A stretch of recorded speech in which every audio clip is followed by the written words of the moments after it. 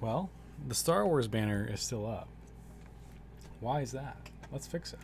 Let's fix it. I actually chose OBS to change that, and OBS had an update, and OBS was supposed to change that for me, but they dropped the ball, so we'll change it ourselves. What the heck, OBS? Streamlabs OBS, not just the old school plain Jane OBS. We're gonna say we're playing retro games and other surprises. Maybe people will show up. Let's see. And we gotta put a notification. Let's go live. Let's go. That's what we say. And then we type. Why do I have to do this? I shouldn't have to do this. I told Streamlabs to do all of this for me. And they got the tags right. They got the tags right, but they didn't get anything else right. Wow. Wow. Hey everybody, what's going on? We're gonna play some classic NES games, just 2 of them, a little bit today, just a little bit, and we'll dive into 2 new Steam games. I don't know if we'll get to both of them. They're both free Steam games. Yeah. So how did that go? So was that like? I mean, how many times did you guys struggle with that? And for those of you that don't know what she's talking about. She's talking about a Final Fantasy 14, the MMO raid, essentially. I think that one. I mean, I've been watching a few different raids, and I actually were on that for over a month. Okay. So you've been doing it for over a month, and you finally nailed it. And then the question is, did you get loot from it? Or did somebody else get loot from it? And you're like, well, shit, we gotta do it again. Once you get past phase 1, it's not so bad. I got you. Yeah, I asked you the other day if it was on your VODs for your channel. I have not gone back to look at it yet. I do want to jump through and take a look at that. We prioritize DPS, getting weapons first. I got you. That's a good idea, because I mean, if you have your all-time raid crew, you know, DPS is usually critical on getting bosses burned down. So. You got the chess piece. There you go. That's awesome. Working hard to get that chess piece. That's absolutely critical. Yeah, when Lone Wolf goes back on break from classes, he'll be diving back into Final Fantasy 14. I think I will do the same thing. Probably not on stream. Maybe on stream. I don't know. But like in the evenings on the weekdays, I'll probably pop in and play. We also did it in one pool on Wednesday. Okay. That feels good. Like one and done, you got it. First try. That's always like a struggle for some of those things. Waiting for you to get back into 40. Yeah, I know. I need to. I have it installed. I actually was on there just the other day briefly. I was like, Lone Wolf, I'm on. I'm going to play. He's like, yeah, I got to study for med school. I'm like, yeah, I gotcha. He's got like 2 weeks left. And then maybe we'll all be able to play a little bit of something. I'm still on the trial mode. I'll probably keep trial for a while as I get through like the early content, and then maybe switch jobs and do a second job and get that kind of cranked up at least, and at least wait till the new expansion pack comes out. It'll be cheaper because everything will be kind of rolled into that new thing. So if I needed to pick up a copy of the latest stuff, I don't have to rely on paying for that too. Got done raid 2 hour early, so all well. See you next week. I hope so. Maybe I should be able to like pop in for a little bit. Like I don't know if the trial people are allowed to have friends listed. If not, I should just like send you a friend request on the game, so then you know whenever I'm online or whatever, and you can be like, haha, there you are, you newbie, and I'm like, I don't know, let me take a ride in that cool car of yours again. So yeah, I think that'd be fun. I do enjoy like popping in whenever you guys are streaming a lot of the in-game kind of content, because that's where the hard experiences are for like people that are very dedicated to any MMO that can have fun with it. No, 198 of 200 friends. I gotta delete some. I'm sure not all 198 are actively playing the game, are they? Or are you that cool? I mean, maybe you're just that cool. I don't know. All right, so what we're doing tonight is Ben, it's funny. Ben, you talked to me in chat. You're like, oh, let's play. Oh, my green screen effect is screwing up with the turtles. I mean, they are green after all. I picked this game up, no joke, today. Funny that you mentioned this, Ben, because I was like, oh, let me play this. I cleaned the heck out of this thing, took it apart. I've got the proprietary toolkits to actually take these screws out in the back and clean the heck out of this thing, and it still doesn't play. I couldn't get past the main screen. So what I'm going to do is I think my actual NES needs cleaned out because I was trying to do that with some of my other games too to see if they were dirty as well. The games were clean. The system is probably dirty. It's never been cleaned by me, so I'm going to have to take that apart. And then we'll follow it up with this. And the reason why I'm showing these off is, look, we're going to be playing the emulation version. I'm not going to be like direct feed into my NES tonight. And so just for, proof, I'm not some guy that's just like, yo, I'm going to play some emulator. I don't know what the rules are on Twitch. Like if I'm like, oh, I'm going to play some Twitch games, retro, I don't own the game. No, I literally own a copy of both of the games we're going to play via emulation tonight. And so don't get me in trouble. I mean, I have proof that I own the game, so I feel like that's legit. We're going back to the 80s. Yes. Both of those games are from the 80s. Actually, I think Mega Man 2 is... I'd have to look that up. I feel like Mega Man 2 is probably from the late 80s. Turtles, definitely, probably like late 80s as well. Then as the other Mega Mans came out, it was like early 90s, and then, Super Nintendo started coming out, and then they were still making Mega Man games on NES, even though the Super Nintendo was out, which was bizarre. Okay, were you even born yet? Yeah, I was born in 86, December 86, so the tail end of 86. If that TMNT game is what I'm thinking, I never even got close to beating it as a kid. Yeah. It's what you're thinking, I guarantee it. I got to... And tonight, I don't even know if I want to get that far. I've watched people play this game on streams. I've watched people that are like... I love watching like professional... some professional streamers or people that are like world record holders for a lot of classic games. A big thing for me is Donkey Kong, the original arcade Donkey Kong. And I could talk for hours on that, but focused on this game in particular. This was the game that, if you remember, has the underwater electric level, which is like pixel based, fine pixel navigation, which is very extremely difficult to do. Trial and error, and then getting the muscle memory to be able to do that is where you have to kind of end up with this game. We'll probably maybe get to that part. We'll see. I popped this in for I played this for a little bit before stream to see if it would look good on stream, and it looks okay. I think what I need to do is have a separate like retro screen that's like more of a 4x3 on the one side, my camera in the bottom right, and then maybe chat above me, so that because honestly, I'm gonna full screen this. It's gonna look a little skewed and stretched because I'm just full screening my window in my Windows OS, and then kind of go from there. At least for this time. Then we'll play some other retro games in the future. I also picked up another game tonight. It's funny. I'm wearing this shirt today. I wore this because I wanted to go here today. They aren't sponsoring anything that I'm doing, and I did buy this game from them today.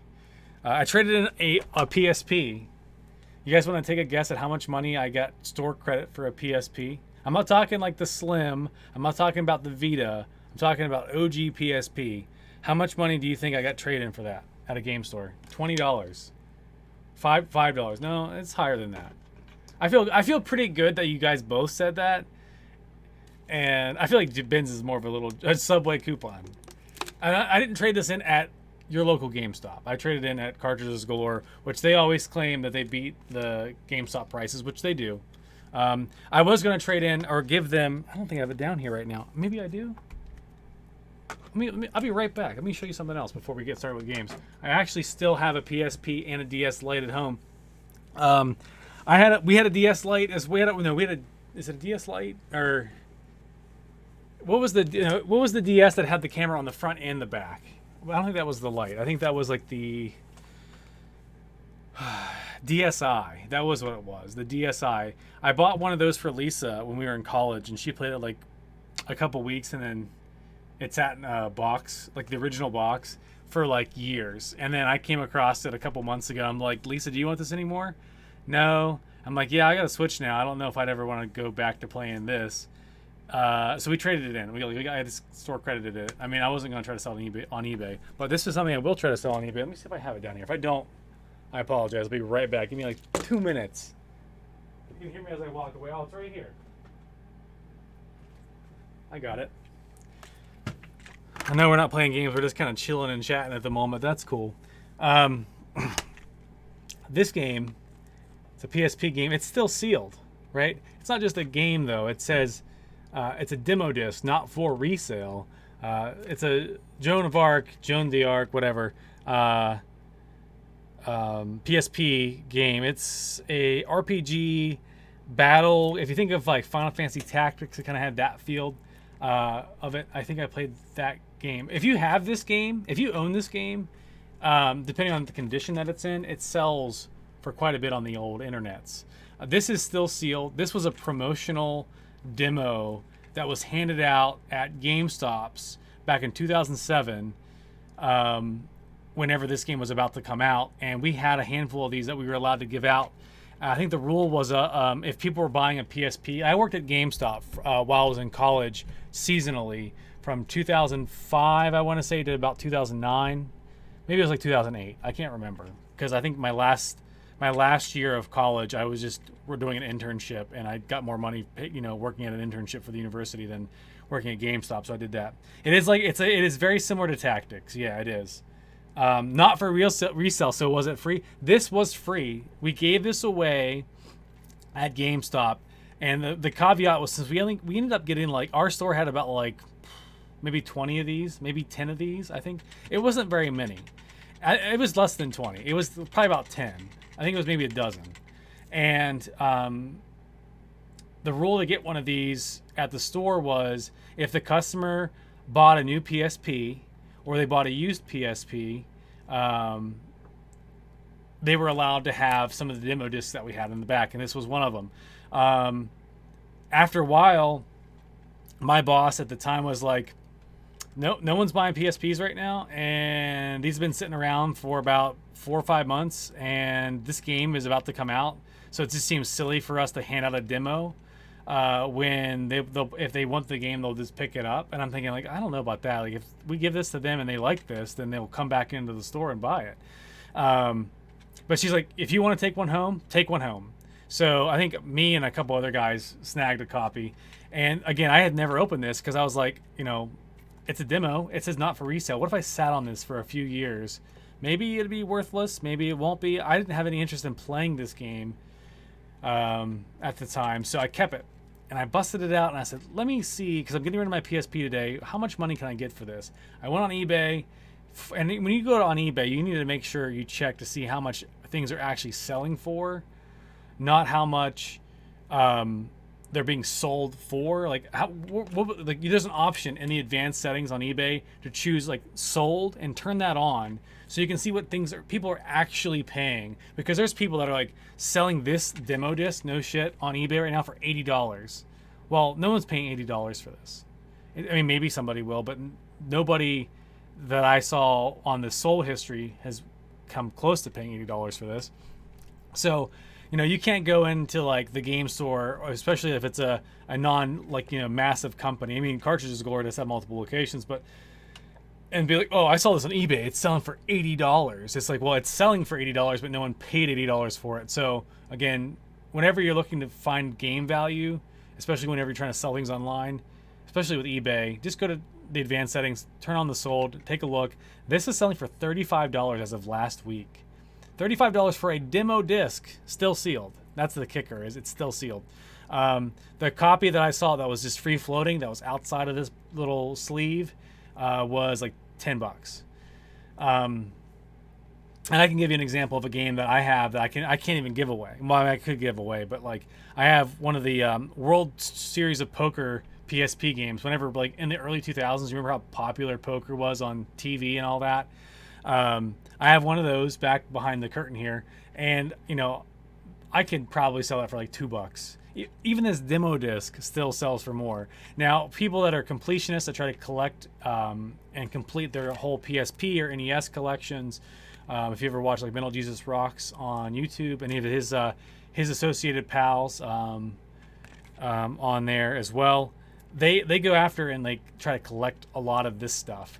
And as a collector, you know, people might not have this specific demo disc and they're looking for it. So the game store was like, "Oh, we'll give you $20 for it." And I'm like, "Yeah, well, I'll just put in the legwork." And it was like 15. And I was like, "I'll just put in the legwork and I can probably sell this for 35 because it was selling for 35 last week on eBay. Even if I don't get 35 for it, I can get like close to that. So I'll just double what you're going to give me and save you the trouble of having to put it up on eBay."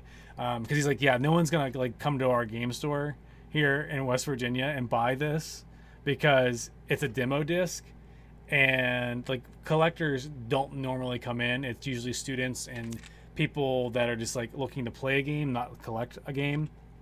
And he said that, you know, collectors do come in, but it's pretty uncommon. So anyway, this thing sells for $35, which is crazy to me. Like, I'm looking forward to just throwing it up on eBay and seeing what happens. Turtles game. How much do you think I paid for this today? Give people a quick second to think about that.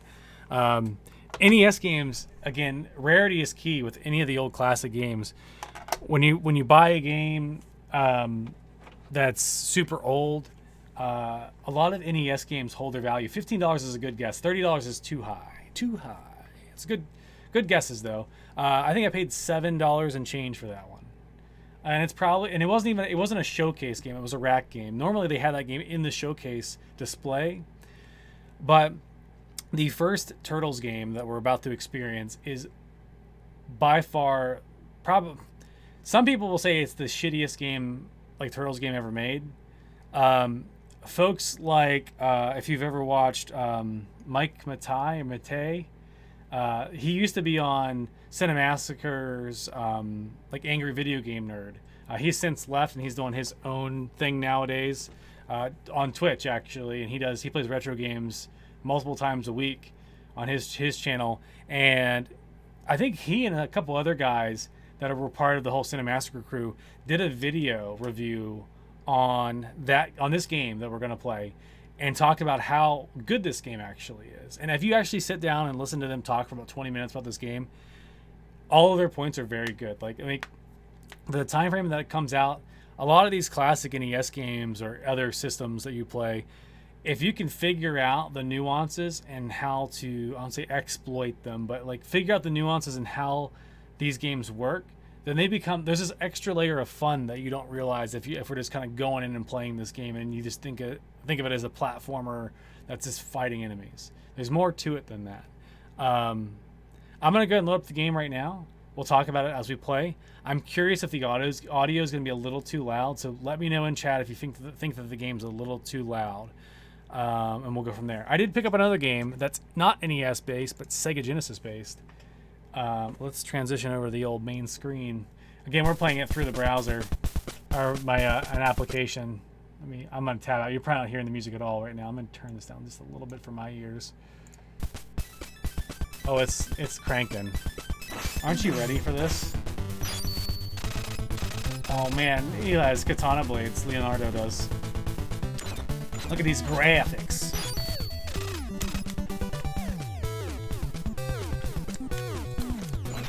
It's so loud for me. That's okay. This is intense, right? His bow staff is so big, it goes off the screen. Alright, we're gonna roll here. I am playing this with a controller, by the way, not mouse and keyboard. Before we start, you can play as this is a single player game. You pick the different turtles that you can cycle through the turtles. Fun fact, the smaller the weapon, like Raphael has like the most damage, even though his range is shorter. There's always these nuances about each one of these characters, like stats wise, that people didn't know about when we were kids. They're like, oh, everyone be Donatello because he's got this long ranged attack. His bow staff is so long. The music slaps. It does slap. Like, this is good. And we'll play some Mega Man 2, and that slaps as well. You can see there's an overhead map above Splinter there, and the different sewers that we can pop in and out of. You can see that some of them are disconnected, so to get to the upper part, we have to go find the correct sewer at the lower part. This game is very difficult, extremely difficult. Ben was wondering how far I can get without rage quitting this game. We'll see. It's probably not going to be very long. I played it a little bit earlier just to kind of make sure the buttons worked. But again, this game has so many layers to this. It's not even funny. And this is an old retro, 8-bit. I think when I loaded this up, it was like 180 kilobytes or 140 kilobytes for this game. So small. All right, we're going to start with Leo. And here we are. And what were these guys called? These little chomper guys. Were these mousers? Is that what they were called? And so the secret here is normally you just do one of these, even though it looks like it's not going to be in range to kill them. Is this the game you're thinking about, Rokos? Is this it? Mousers, yeah. And then the frustrating thing with this game was the controls were so floaty with regard to how oh shit.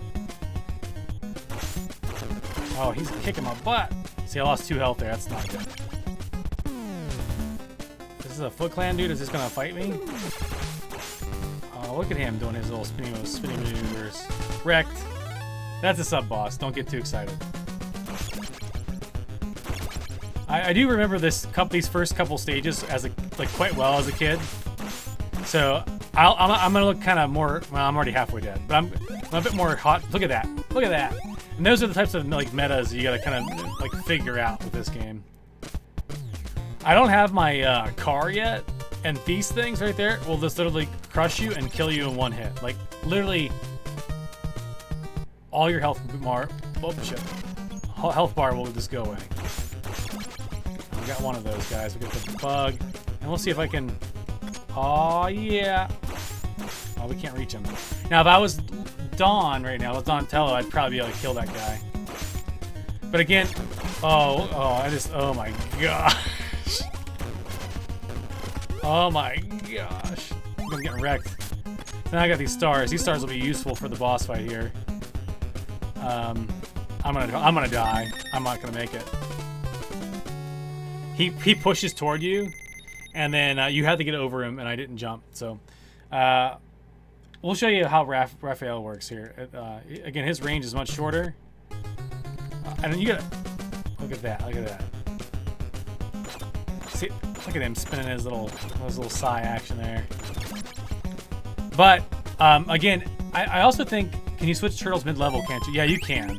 I should have done that. Good point. I completely forgot about that. I done goofed. And I think that's another meta there too. Is honestly, and we'll switch to Donatello right now. Look at that. Look at that. We're just killing dudes. See how much slower it is to do his move versus like Raphael here. Ready? Look at that. Boom, boom, boom, boom, boom. I'm just kind of clicking real fast. We'll keep Raph. Actually, we'll go to Mike. Mike's probably like the best all around because he's got mid-range, and that's what matters here. Michelangelo is cool dude. All right, we're ready to fight. I don't have the perks. We're gonna go to Raph, and we're gonna see if Raphael can take care of business here. Here comes the spawn. They force you here. I jumped it. Good. See how much more damage he does? Oh, shit. We'll switch. Let's switch so we don't die here. See, like, there's a lot less damage there, I think. There's like a half a bar with Donatello. And then certain enemies die faster to different turtles. That's another thing that I remember from the video. Now I'm on the upper deck. And you can get I think you can get the truck pretty soon. Oh my gosh. And then, of course, with an NES game, any NES game, if there's too many sprites moving on screen at once, the game starts flashing, and then the frame rate dips like hardcore. That's just the nature of the system. I think this is the guy that can't die. And he hunches over and gets back up. Yeah, because he's like, I don't know, Clayman. Like none of these characters make any sense to NES Turtles. And there was like debate on whether or not, or on Turtles. With a lot of NES games, that's just how it was. Like, there's just enemies that made no sense with whatever game you're playing. I don't know what the proper thing is here. Maybe I need to go over here, pop him. Oh, he's gonna huddle up.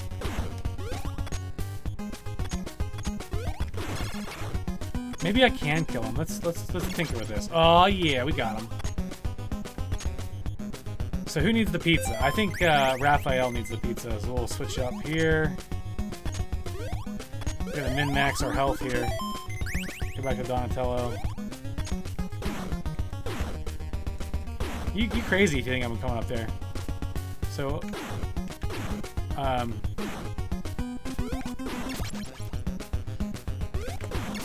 we go.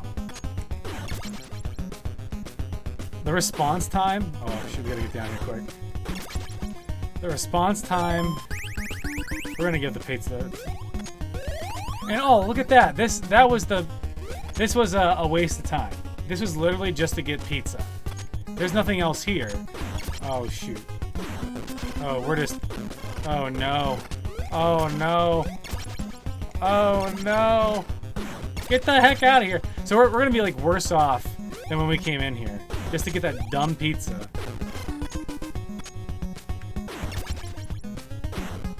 Yeah, that's literally what that was for. Don't ever go in that building ever again.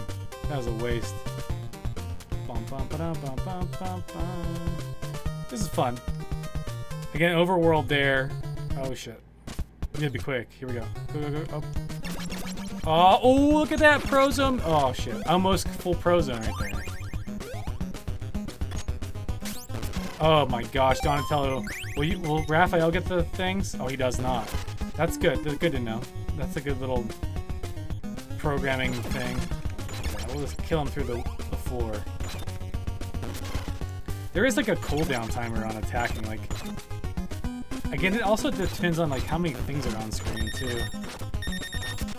Oh yeah, when your health is super low, that constant ba-da-da-ding, ba-da-da-ding, that thing constantly plays. Let's go to the other tunnel and not get crushed by that giant. Now, you can't even... I forget, there's a way to heal or get your turtles back, and I don't remember how to do it. What the flying fudge? Oh, he's... All you gotta do is hunch over and be a emo boy, and he has infinite damage prevention. Wait, this is a boss? Come here. I'm just gonna chill. What's my... How do I throw... How do I switch to my throne my stars that I have, my ninja stars? Oh, there we go. Gotcha. Sucks to suck, dude.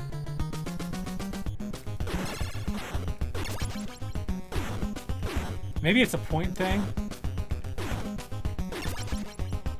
Alright, here we go.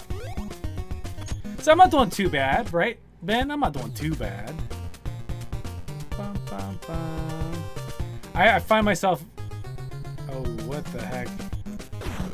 Oh my gosh, the frame rate just dips so much because there's so much going on right here.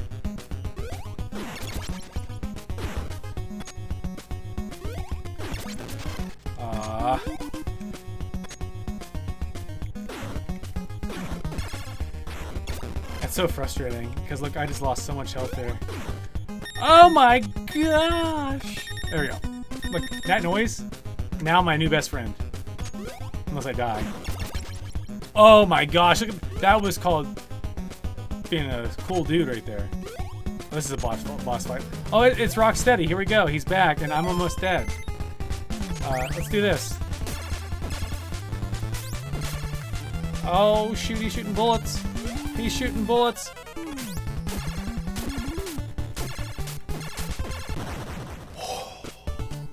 We rescued April the first time. Was she naked? We're gaming.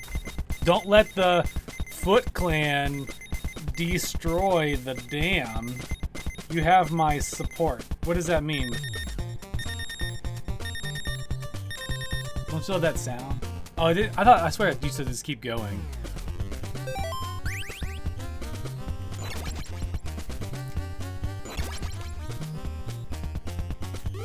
So that means you got... Yeah, some of the pixel perfect maneuvers you gotta do through here are just insane. And we're not even at the water stage yet.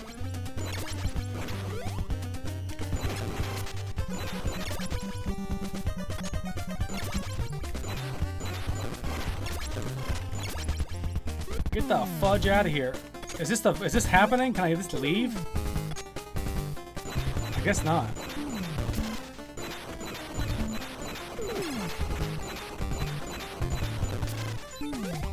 Wait, this is... Oh, okay, we did it. We did it! Now I can leave, right? That was like a mid-fight boss, but it was like right at the end of this tunnel. Oh no, there's more. Here we go. Half a pizza. How's Don doing? He needs that pizza so bad. The worst part about this is I can't attack on a ladder. And if I could, man, that'd make my life so much easier. We got this. There we go.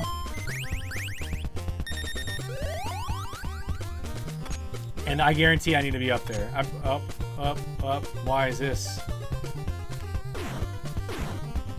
So, people would try to, like, if there's another scene too where you just gotta just walk. Don't even jump, because jumping will never work. That's another pro tip for this game if you ever go to play it. Places where you think you need to jump, you don't have to. Like, I'm just gonna walk down to that level. Didn't need to jump there. That one, I could have jumped, but I just botched it. And again, his attacks kind of suck. Oh, here we go. What's happening? Is this just... Wait, now they show... What? No, I'm not ready. I'm not ready. I'm not ready. Oh my gosh. All right, hold on. Select. There we go. We did it. There we go. And that was a gentle tap of the B button. Or the A button. The A button.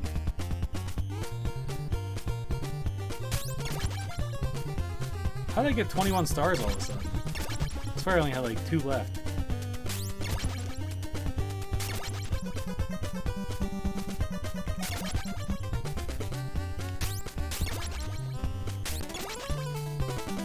Another thing too is now that I died right there, I have to go all the way to the beginning. The beginning of that stage. Like, so I'm outside again. And I'm gonna kind of continue here and just kind of push through. I'm not gonna try to do any more than what we're just doing here. I want to jump into some Mega Man 2 because there's a couple other games I want to get to tonight. Have you guys enjoyed the retro kind of idea here? I'm gonna die. Look at all the shit that's happening on screen right now. It's too much.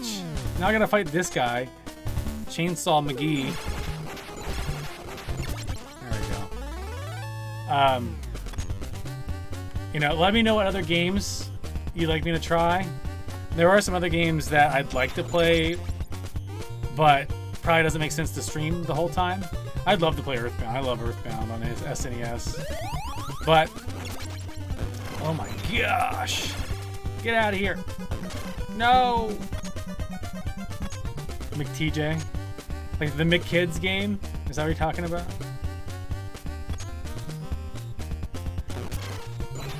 What controller are you using to play these on an emulator? I am using the Razer, I don't know, I'll tell you, I'll have to look it up for you.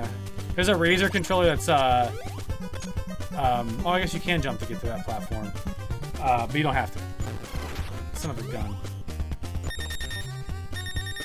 There's 2 different Razer controllers that are supported by Microsoft, and I have the more expensive one. I wish I could throw stars upward. I can throw my weapons upward, but not my stars. Nah, dude, let me out of here. That's stupid. Like, I'm right here. Why can't I leave? Alright. Let's just die. Well, I died. Game over. Oh, I can continue. And if I continue, it gets you right here. So that's nice, because then you get all your guys back. Now you do have, I think, a total amount of continues. Like, you don't have like infinite continues to keep rolling on this. So let me go ahead and load a different game here. Normally I play emulation through my Raspberry Pi. I've got a Pi 3B Plus, and I've got a Pi 4. I predominantly play on the Pi 4 now because it's naturally better. Of course, you can't get these emulators that I have on screen, you know, can't tell you where I'm getting them because you can't do that. But you know, the software itself, Raspberry Pis are very affordable, and I'm not playing on a Pi. I'm just playing through an emulator software right now, but Pis are great because then you can just have every single game ever made for most systems and just play it through the Pi. We're looking for Mega Man. I don't know what I'm doing down in here. Mega Man 2. Where's Mega Man 2? There it is. Now, if you like this, the previous music, you'll like this music too. This is a Razer Wolverine Ultimate. This is a pretty cool controller. This I don't really care for. I don't really care about the... This is so loud for me. Hold on. Hey, Zona, what's going on, man? And these analog sticks, if you like them convex or concave, they come with extras. These are magnetic that you just swap in and out. It's awesome. Highly recommend this. Also, the controller has face button alternatives back here you can program. It's the future.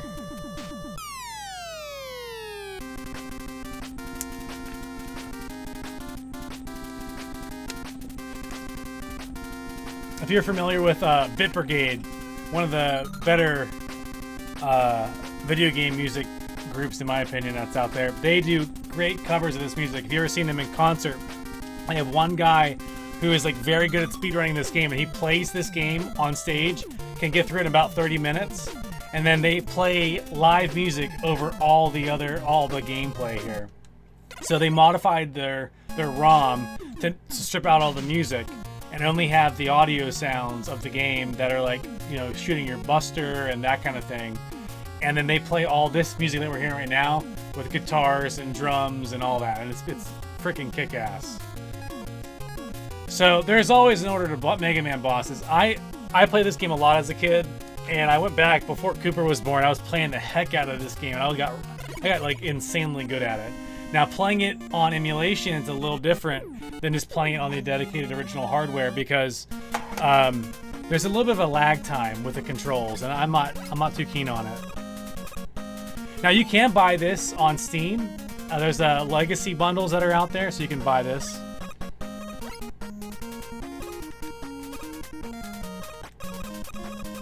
And always start with Metal Man. I used to start with Woodman when I was a kid, but that's not where to go. And Mega Man 2 is definitely one of the easier Mega Mans in the series. And yeah, my control's acting up right now. It wants to like stutter step and not hold forward. Oh, I'm dead. Oh my gosh, I should have been dead. I should have been dead.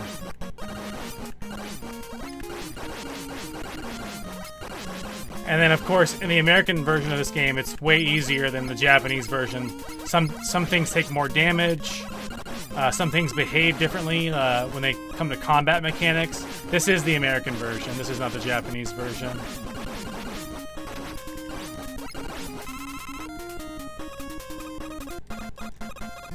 Is the character disappearing? No, that's not an emote bug. That's an NES thing. When the sprites are flashing, it's just that because there's not enough memory on screen to keep everything present. Another good example of that would be if you went and played the game Dodgeball on NES. It was a common thing on NES back in the day. See, right now you don't see it happening because there's not a lot of sprites on screen, but then once you get enough, it becomes kind of flaky. And there's a lot of games that are more prevalent. You see that more prevalently than this one. Here's this jump. This jump's always a pain. Oh, there we go.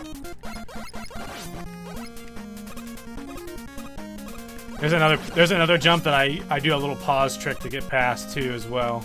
Coming up here soon. I played this game a lot as a kid with my next door neighbor. He owned this game. We'd go to his house and play it quite a bit. And this is the jump right here. See how far that is? It's got to be almost pixel perfect. And what I do to help... See how he does this? He kind of teleports back. That gives you a split second extra frame to make this jump. Alright, here we go. See that? I was right on the cusp too, and that's not an easy jump. Alright, we're ready for the boss fight.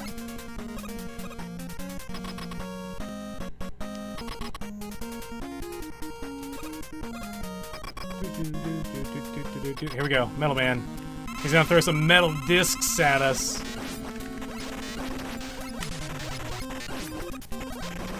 Get my butt kicked. It's all about jumping here. I'm messing up a lot.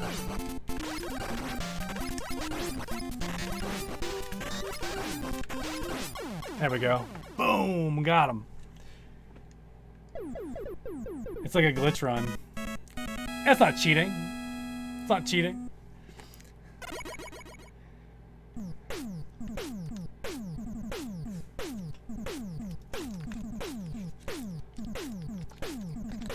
So if you guys aren't familiar with Mega Man, once you beat the boss, you get the powers. So I can switch to it. Who's next? Normal order would be Flashman. You can go to Woodman next, but we'll go to Flashman next. I think I want to say yes. It's been so long. We'll go Flashman next.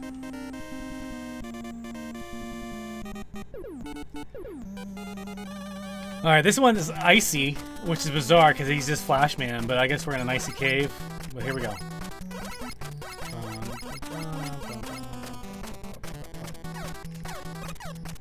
Alright, so we gotta get down to where he's at.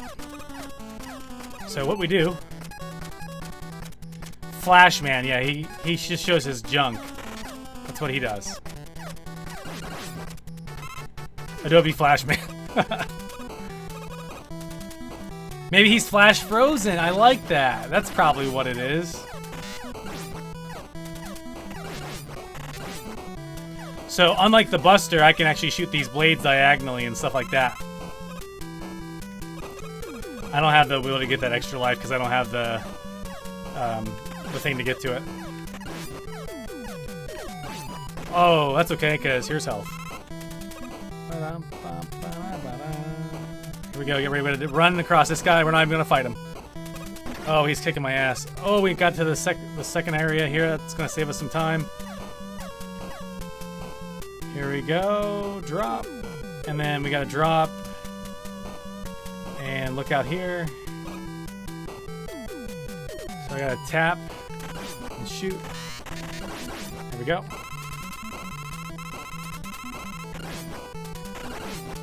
There we go. Oh, and this will be okay. Tap to the left here. That's where we want to be. Oh, no. Oh, good. So these things are, like, brutal. And you can't use metal against them because they're metal, so you have to use your Buster to knock them down. So our goal is to get to, I think it's the one we're on his side. Maybe it's not. No, it was on it. Oh, I done goofed. I picked the wrong one. Here we go, we're in for a fight now.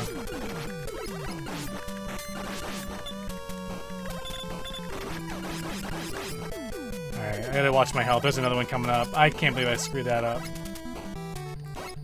Prozone boys will get to that top part and just jump across. I think I could pull it off, but I didn't take that spot. We're just gonna leave that guy. Forget him. And there's a trick here too with Mega Man. There he is. Get him to jump over here.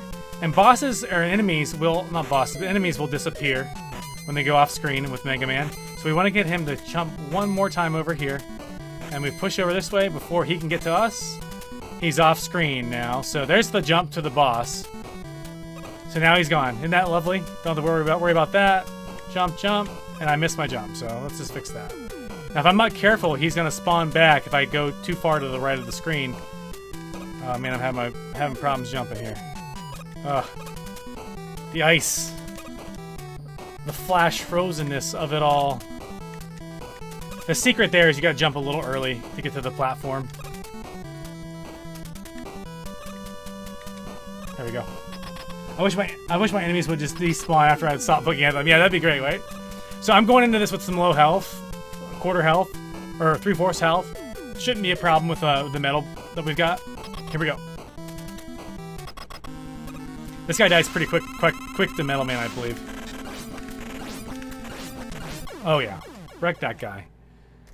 And then the other understanding mechanic to these types of games is knowing which boss you want to beat in which order, because then you use their power against the other guy and it makes it easier to beat. But just imagine, like, this music is so fun to me. Like, this is such a great soundtrack. Listening to this live with, like, rock musicians playing while the game is being played in front of you. Super cool. Items 1 through 3 help you with moving. Some of them, the one's like a little jet thing that you slide across. The other one's like a little cloud that raises.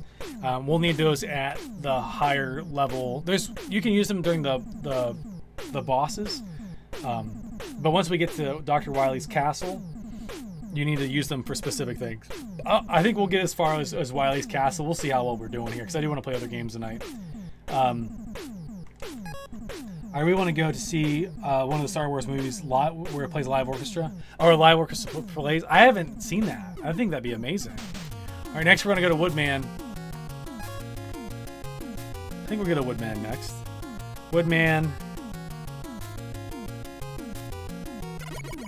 I don't remember the order after this. I think it's like, maybe it's Crashman.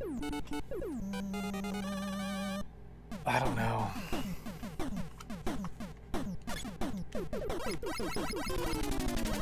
Alright, we're gonna need the blades.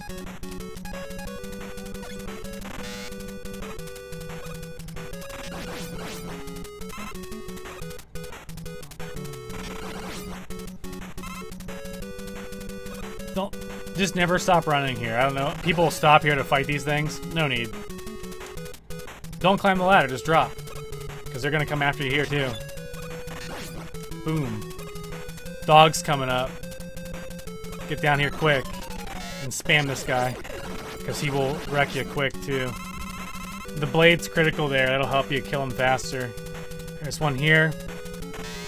There's no angle where you can get him. You gotta just do the jump. So you see there's a short, then there's a long, and then we're going back to the super long, and then the two shorts. That's the, oh, he's not, no, that's random. Okay, hold on. So 2 long, 3 long. Okay, so maybe there's the... Okay, maybe not. I thought there was a pattern to that one. Maybe it's another one that's coming up. I think it's this one. This one, though, got just enough height to hit his foot from down here. Bam.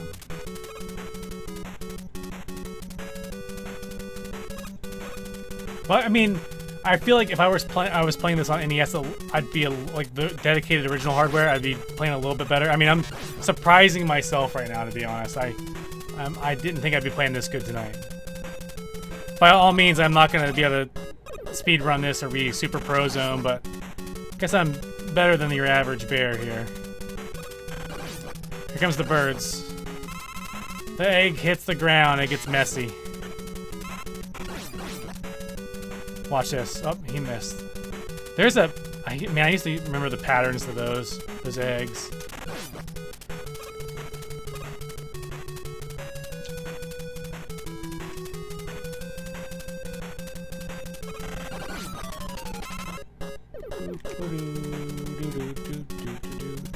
Again, metal helps here because we get to do the angle. If you just had your buster on this stage, it'd be a nightmare. Those carrots are heat-seeking. They'll come after you, pretty much, depending on the angle it chases you.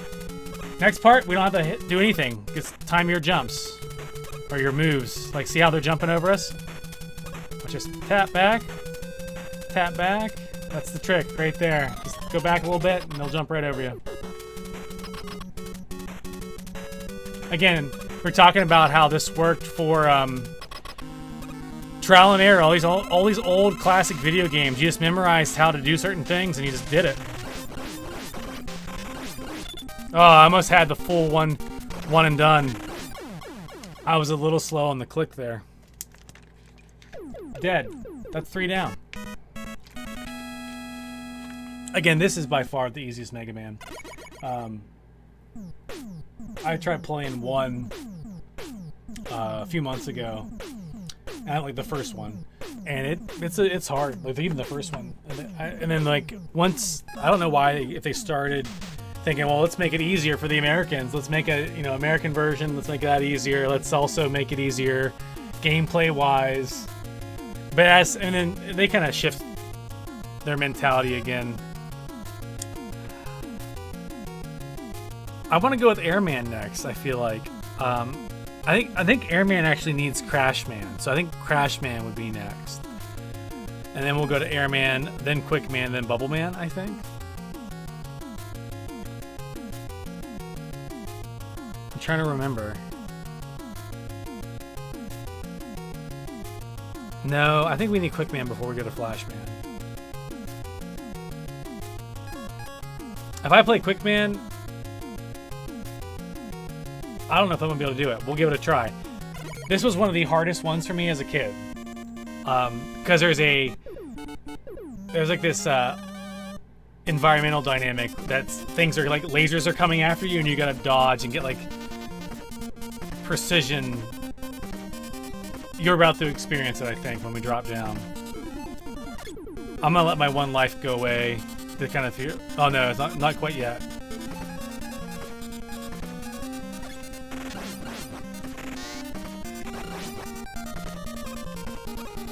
When is it? It comes up soon. I think it's on this drop here, maybe. Yeah, this is it. Here we go.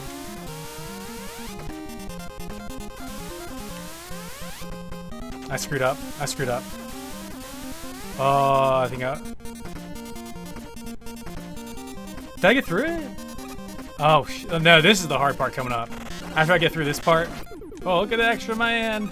They're so nice. Ouch.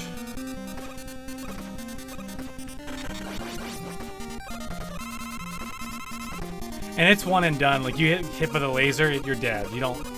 This is the hard part right here. So what I'm going to do is I'm going to use Flashman's ability, which freezes time. That'll help me whenever I feel like I'm getting into a spot where I'm stuck.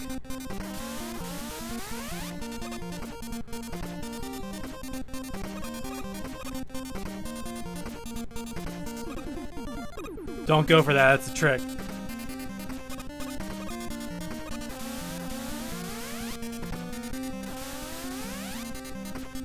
I'm not gonna make it. Oh my gosh. Here comes the hard part. We did it, boys. I honestly didn't think that was gonna happen. That looked way easier than I thought it was gonna be, but that's actually not easy at all. Come on, turn your... There we go. Switch back here to Flashman. I think we'll need that. Oh, we lost the item.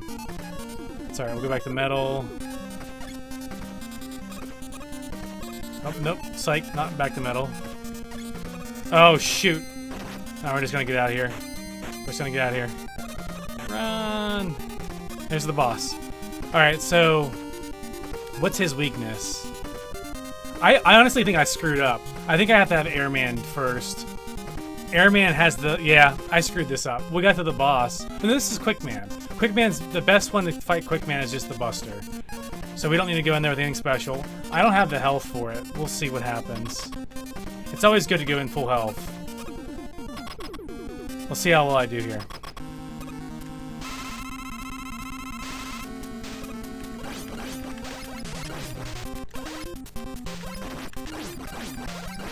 Oh, we got him. We got him. We're good.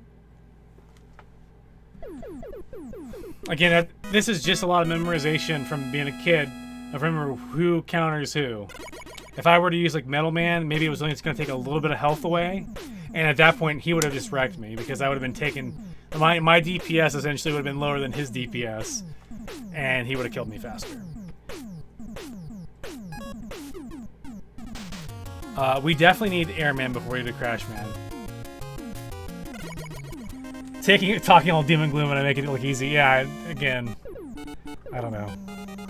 Muscle memory, I think, still helps a lot. Not that I've played this game in months, or I'd say months.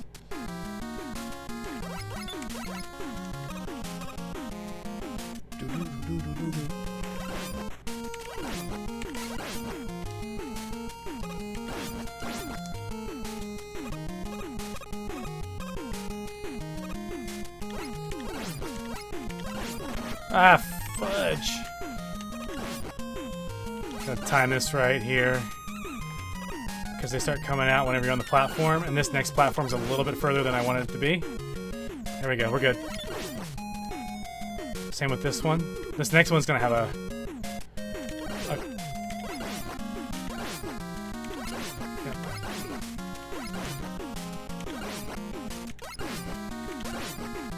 little bit longer of a time right there.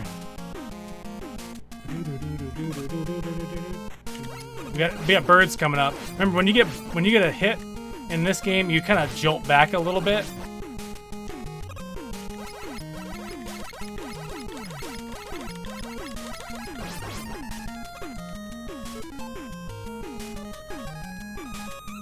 We're gonna go to Metal Man here. Hopefully this isn't a bad idea. We're gonna find out.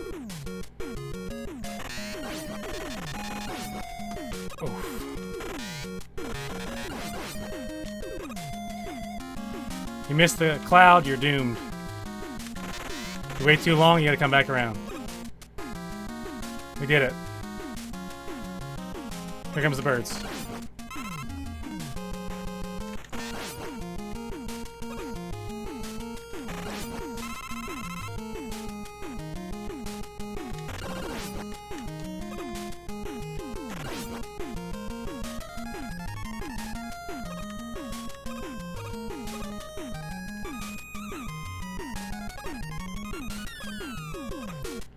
Back to these guys.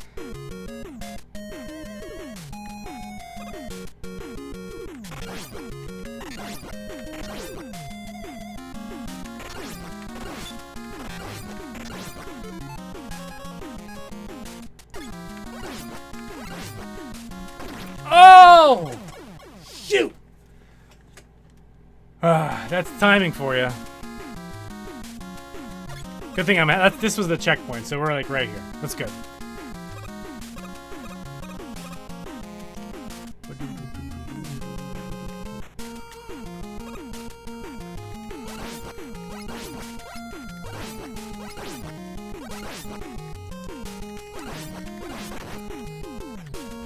There we go. So if you notice, whenever those things were coming up, the little drills, the other thing didn't spawn yet. You want to time the drills coming down so that they're both in unison going up and down at the same time. So you want to spawn the other one by tapping over when the drills are at the peak. So I got hit a little bit there. You can do it without getting hit because they were about to come down as the other one spawned. And that's what we wanted so I could sync to get to that platform without risking falling constantly. As a kid, I tried that so much and it was just... Oh, losing my groove here. Hold on. I'm having trouble. This will clean up house.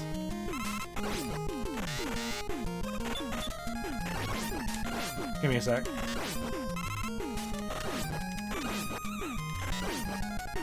You ready for our trick? Oh, nope. Too early. So another thing is, the game freezes when you pick up health, which makes you lose a frame. I'm gonna lose... There we go. I gotta be very cognizant of what I pick up whenever I jump off this platform, or I'm toast. Here we go. See what I did there?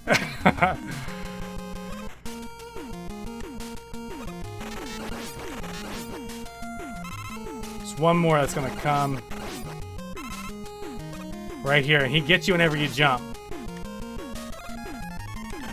That egg, and then there's gonna be one guy on a platform that's gonna blow air at you. Coming up here, and there he is. There's a glitch. You can get this where he actually unspawns. It's hard to trigger, but you can. There it goes. I got it. Just got it. Because I didn't actually kill him. See, he's trying to come back. There's the other guy. There we go. Oh! Oh, that was so close. That was scary close.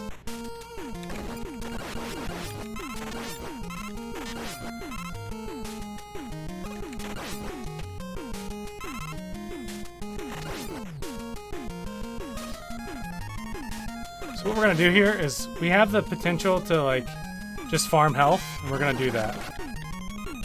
There we go. Perfect. Now we outie. Castlevania is one of the worst, as you were saying. Yeah, I'm not good at Castlevania at all. I love watching people play Castlevania, though. Airman. What is Airman's weakness? I want to say the Woodman stuff. Maybe? What's the P again? We have Quickman for Q. P is Metal and Flash. I guess P is the original. That's just the Buster. That's just the regular Mega Man. I want to say Woodman has what we need here. I think there's 2 ways to fight this guy. Shoot, that's right. I done goofed. Gonna jump. There we go. Boom, 2 shot. There's a 1 shot I think for him too.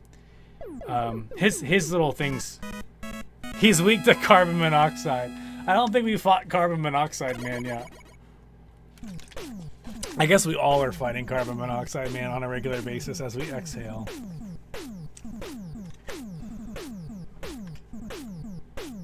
And by exhale, that's dioxide. Sorry, what am I doing? What am I doing? Here, how far? I mean, do you? All right, I guess PSA. Do you have a carbon monoxide detector in your household? I hope you do, because it's a odorless gas that'll kill you in your sleep.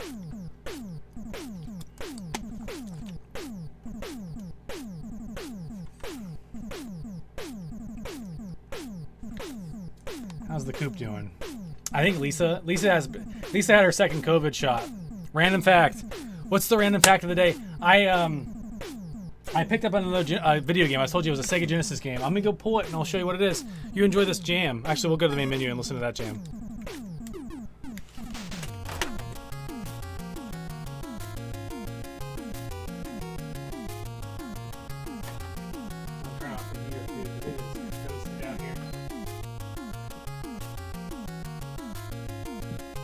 So while I was out, I picked up another game. I don't know if I said it on stream, but I'll talk about this game a little bit. We got Beavis and Butthead for Sega Genesis. This game came out on Game Gear. I think it was on Game Boy as well. Maybe not, but it was on Game Gear, Sega Genesis, and the SNES. And all 3 of those games play differently. That's a fun fact for you. The Sega Genesis version plays more like a puzzle solver, kind of less of a platformer. There's 1 platforming level. The SNES game is like strictly platforming. And the Game Boy, or sorry, the Game Gear version, I think, was a platformer that was super basic. All right. Kid Chameleon's a great game for Sega Genesis. I think Kid Chameleon, I think he came out and he was kind of like an unofficial mascot. I mean, Sonic was the mascot of the Sega Genesis era, but he was also kind of like the Sega, exclusive guy, and he was fun. We got to go back to our boy Metal Man. Metal Man is so critical to get early stage in this game because you can shoot these things multiple angles. And these things just keep respawning. So I gotta focus a little bit here because the platforming gets a little wicked here.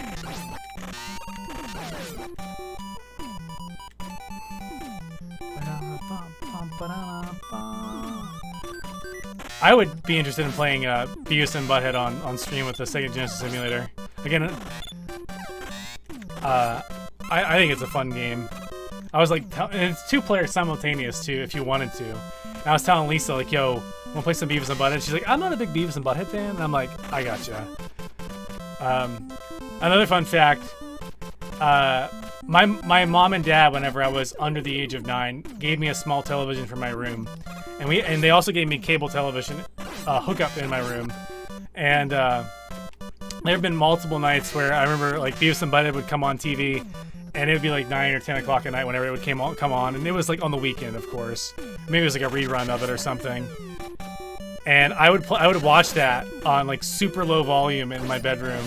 And again, this is me as like a 3rd grader, because I was just like, oh, Beavis and Butthead's, not necessarily the greatest influence, but I understood as a young kid not to emulate that kind of crap, but it was funny nonetheless.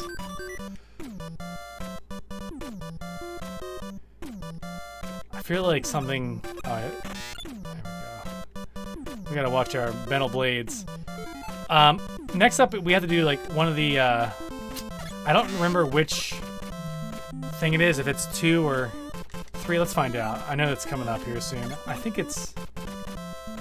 I want to be able to quickly get away so it doesn't waste.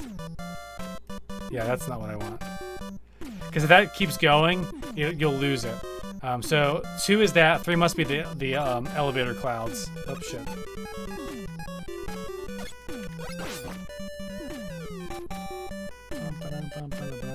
Yeah, I was also a Sega kid growing up. I didn't have a Super Nintendo until later.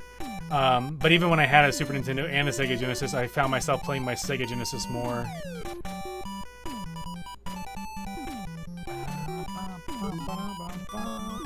Alright, we do need Metal Man here. This is actually an interesting one, to get him to trigger the... Oh, I knew it! Oh, good, good, good. I hit the platform right below. Come on, trigger, buddy. There it is. Oh my gosh. There we go. Well, normally if you're a badass, you would jump here, blade him as soon as he pops up, and you just continue with your life. But I ruined that. Left side, left side. Pretty sure it's left side. We'll find out. There's some items up here that we can grab. Oh no, we want right side. We're gonna go right. We're not gonna mess with. We don't need to worry about items right now. I'm doing pretty well on health and stuff, and I forgot we can grind health if we need it.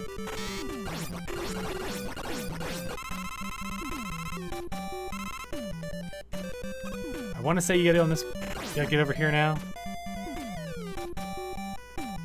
Actually, I think that's wrong. I think it was to stay where I was. And then if you fall, it resets. So you gotta be quick.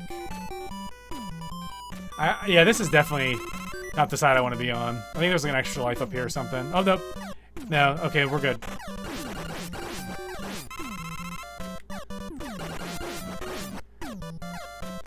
Oh, shoot.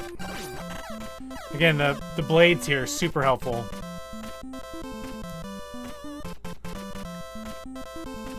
The E, you can get the E here. The E would be helpful in, the E would be helpful, but if I picked it up, I'd have to go all the way back around. Actually, I wouldn't have to. We're gonna not get the E. We're not gonna beat this game. I don't think I can actually kill these things with the blades. I'm just gonna dodge them. Oh, fudge. Didn't expect that second one to spawn literally right on top of the other guy. Alright, who are we fighting? This is Airman, right? Airman? No, we fought Airman. This is Crashman. We need Airman for Crashman. Here we go. Another fun fact, I used to run around in my backyard as a kid with solo cups on my hand, pretending I was Crashman. That's a fun fact. And I would like pull the cups off and throw them at my friends, because he would throw mines down like that. When we'd be outside playing Mega Man. That's a real thing.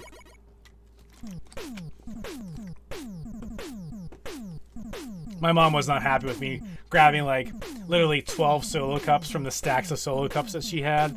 I grabbed like 6 for each hand and I ran outside, you know. She was not happy with me. Bubble Man.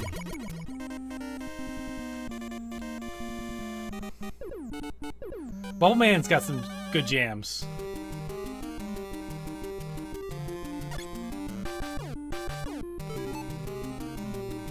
Trying to think, there's the frog that comes up.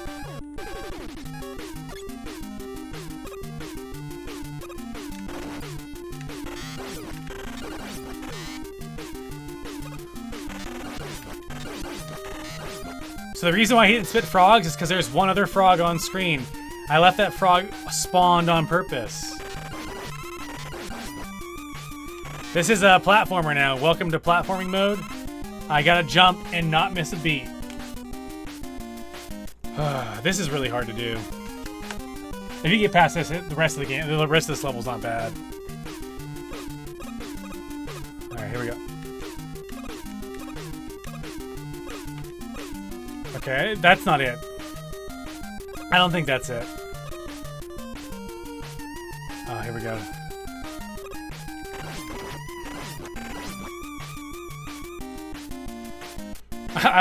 Frog spawn joke.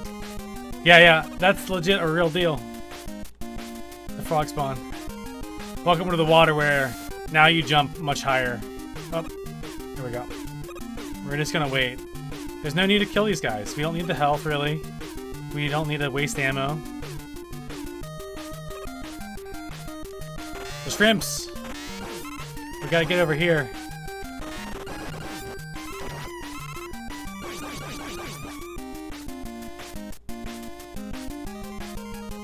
Those black things that look like mines.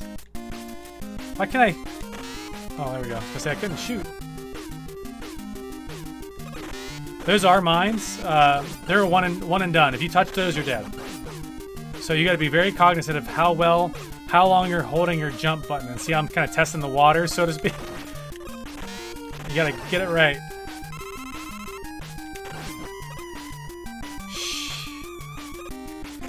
There is a feel, and you guys know what I'm talking about if you played an NES with an NES controller back in the day. There is a feel that you get with that concave button on an NES controller that you can't emulate with these convex buttons on these newer controllers nowadays. It's just much more challenging to get like a sensitivity press down unless you practice it. Here we go. We gotta jump a little bit straight down the middle. Boom. Easy peasy, right?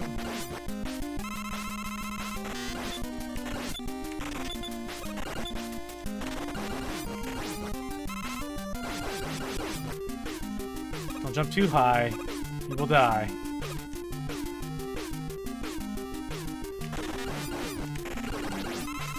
Alright, we want to keep this one frog alive. He might not come with us. Oh, he's gonna be a dick. You know what? Yeah, never mind. He didn't follow me.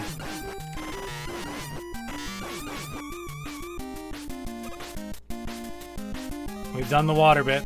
Yeah, here we go. We aren't out of the woods yet. The crabs! These guys will just fall right on top if you don't know when to take your time and be patient.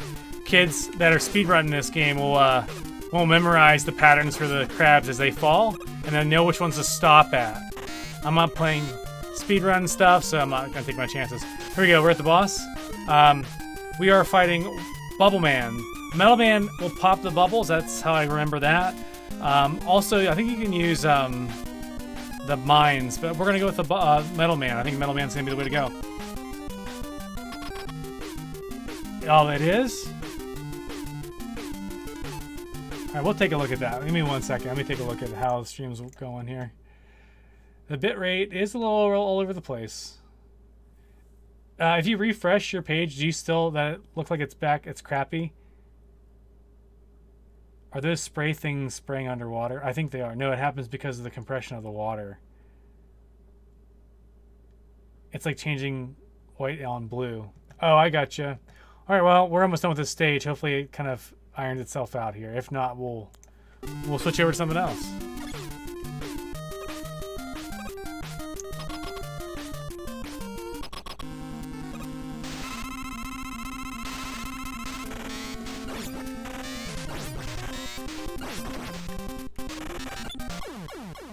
Easy peasy, right?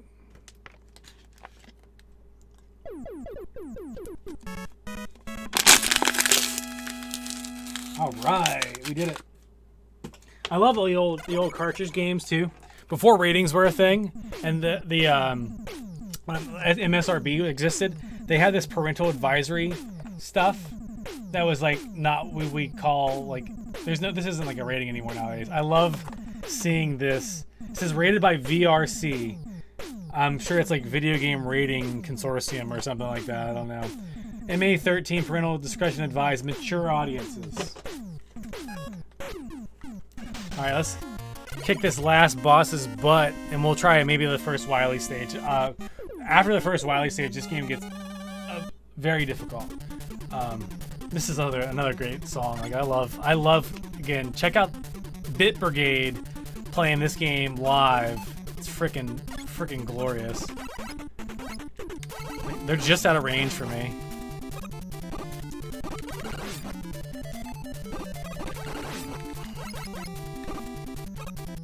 Alright, get back to Metal Man here. We gotta time the spawn. We need 3 on screen, and then if there's 3 on screen, no others will spawn. See how that one just spawned in? Because if you wait and the one in front of you spawns as you're jumping, you're toast. Because you'll bump it, you'll fall into the lava, and you're insta-dead. So like this is bad news. I want to spawn a couple more over here, but we're gonna roll with it. Here we go. Oh, we got lucky there. Super lucky. One more. We're just gonna jump. There we go.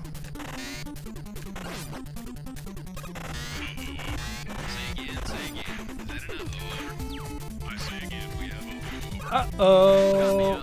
We're doing okay.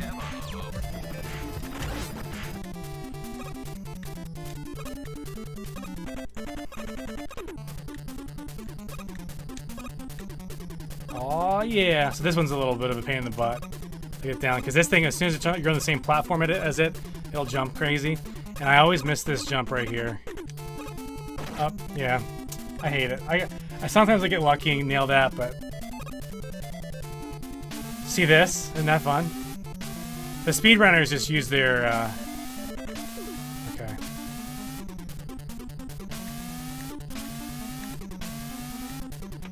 There we go. They use the numbered things that just get you past it faster. I'll take that. And that. Perfect. We're full health again.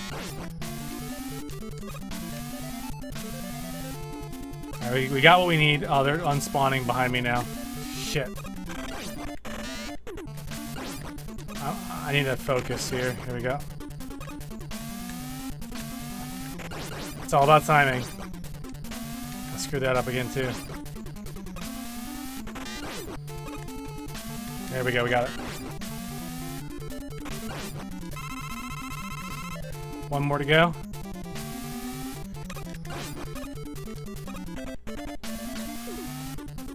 This is bad here if you screw this up.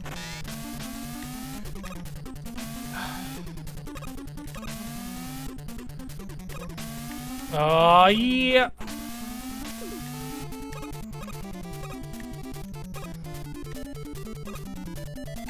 I remember spending hours doing this next part. My buddy and I would sit here memorizing these jumps, right? Screw that. Come over here, get to this edge, bust out your number 2, and go for a ride.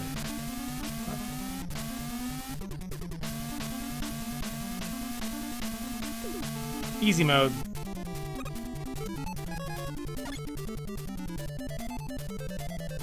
Up. That's bad. We're gonna go back up here. We're ready for that fight, because we're Metal Man. Metal Man's not gonna be able to handle that.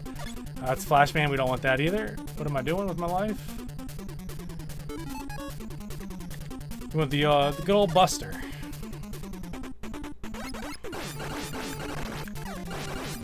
Not fast enough here. We're getting out of dodge. No need to stick around. Here's the boss fight. And we are fighting Heat Man. Of course you use water, right? That's Wood Man for W. Bubble Man is B. So Bubble Lead should be able to kill him pretty quick.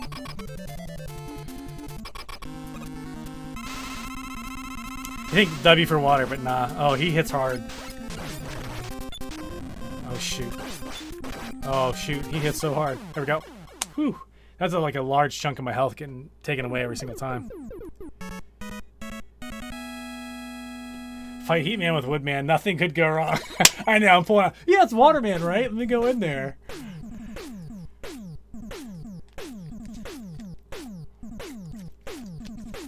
Alright, we've done it. We've killed all the boss master robot boys. Now the next part would be going to Dr. Wily's. We'll play the first one because this song, this first level, the song is super iconic. If you've ever played any Mega Man games, or if you've heard of Mega Man before, everyone knows the Wily Stage 1 song from Mega Man 2. I love Wily's song from Mega Man 3 though. Better than 2. But Everyone loves Wily from 2 here. Hopefully you like this obnoxious noise. He does his eyebrow wiggle because he knows what's up. He's like, yo, you kill my bosses, but I'm gonna go hang out in my castle or dungeon, Doom. Bum, bum. There's a Dr. Wily in Wheeling. He's a dentist, right? He did my he did my teeth. He did my getting my I think is he a dentist, right? I'm pretty sure he's a dentist. If he is, he's the guy that did my wisdom teeth removal.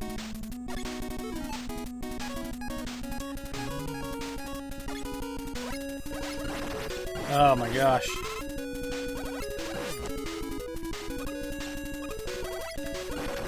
Missing my kills here. There we go.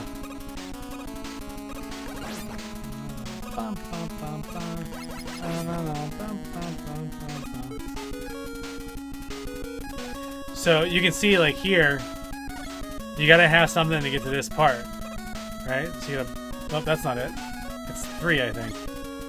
Yep. I gotta get that off screen so it doesn't waste too much ammo. Oof.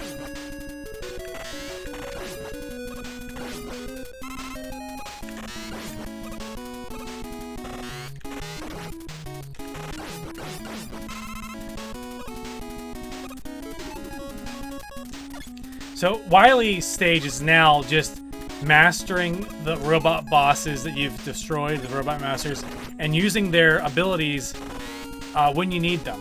Sometimes you actually have to farm. If you're doing this properly, you need to farm stuff. Like, this is getting low, and I'm gonna need this later. So you gotta keep in mind, like, when do you use it?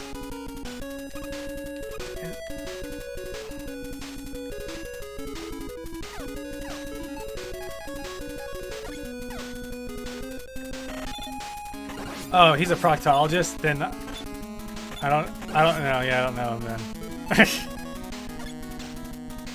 Oh, I was stupid. I picked 2 and picked that up. What am I, a noob? Clearly, I'm a noob.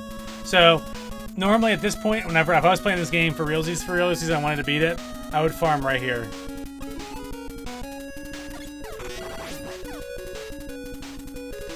And it's a long process. The great thing about Mega Man is there's no timer.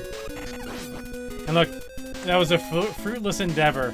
And I would just rotate and keep doing that until, I think you can hit him without getting, yeah, you can do it this way too.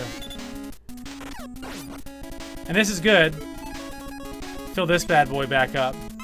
But now I gotta keep in mind that I'm using my blades and I'm not filling those blades back up too. So it is definitely a balance of your power here. It's patience here. He'll leave. See ya. If you just climb up there, he'll hit you every single time.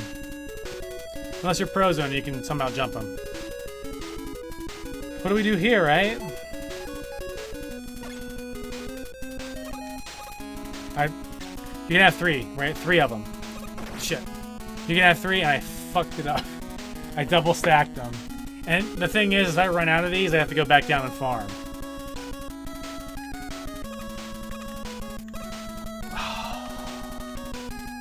Maybe you can have 4? I don't know. We'll find out. I'm gonna try 4. I think it's 3 is the cap. This is not easy. Let me get here. Oh, okay, that's the drop. Alright, so the half-foot mark's the drop. Pixel perfect. Pixel perfect.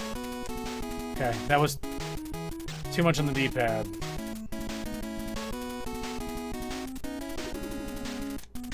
And you gotta be quick, because if these goes up, get up too high, then I bump my head. This might be where I'm wrapping up, because I do not want to grind, because that's just boring. Oh shit! Can you jump in place? As soon as you spawn one of these, oh look at that! I'm stupid. It cost, and I'm all out. You know why? I'm hitting the button too fast on this. Again, it's not an NES controller, and at this point, that's it. Like, you can't get past that without using those. And you can try to use the rockets. We'll try that. We'll try the rocket. I think you can only spawn 1 rocket though, not 3.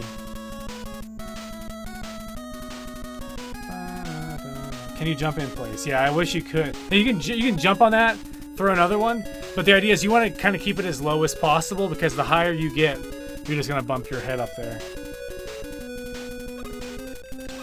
Yeah, I have to. Oh, you could try to back and forth it, but that's it for me. I'm not Mega Man anymore. I hope you enjoyed this experience. Now I am done with Mega Man. That. Again, like I don't want to sit there and start grinding at that point. But this just gives you an example, and this is the first Wily stage. Like you're reliant on using all those pieces to get past each one of the stages, and they get gradually harder.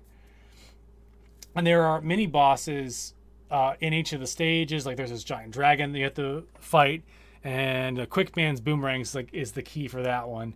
But you only literally have 3 platforms that you can stand on. And I'm talking like little tiny blocks, the individual pixel blocks that we saw earlier that we were jumping on from Airman. You get 3 blocks that you can jump to while you're battling a freaking dragon. And the key there is burning that thing down as fast as possible with the boomerangs from Quick Man. If not, you're just gonna die. Honestly, you get to Wily. If you can get past these Wily stages and get to the Wily boss, Wily is so easy. He is extremely easy. And his final form, like that he has as well after you get him out of his like little battleship that he's got, also super duper easy. I don't know. So yeah, there you go. I mean, I'm glad we got to do some retro stuff tonight. That was a nice change of pace. Games that I'd like to ask you guys to think about in the future, and it can be NES, Sega Genesis, it could be Super Nintendo. We could probably whip together some NES emulator stuff too. I mean, my system's solid for it. One of the things that I wish some of the emulation was a little bit better for on the Raspberry Pi 4s was the NES emulation. It's a little weak, but surprisingly, like when I say weak, I mean like frame rate dips are super serious. Amiga, dude, I got some Amiga. Let me see if I have some Amiga games. I have a lot of emulator stuff that I went on this giant scavenger hunt years ago to find almost everything. This is what I have. I'll give you the rundown. Mega Man X or I Riot. Strangely enough, I'll play Mega Man X. I remember renting Mega Man X at the local video game store when I was growing up, and I did not get into it that much. Like I loved Mega Man as a kid, and then when Mega Man X came out, I felt like I was more into fighter games. I was playing Mortal Kombat during that time frame. And speaking of Mortal Kombat, did you guys see the movie? I did. It was okay. I won't spoil it. We'll talk about it maybe like next week. Give you guys a chance to go out and see it. You hate one of my favorite games. Listen, I don't hate it. I just never played it. Like I played it a little bit. I love Mega Man games. I love the dynamic of the platformer shooter mechanic. A lot of like traditional, like you think of Mario. I mean, great. He gets the fireball power up, the fire flower. Then yeah, he's got like a mechanic to shoot. But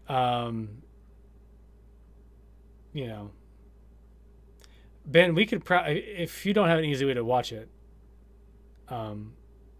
you let me know. We might be able to do something.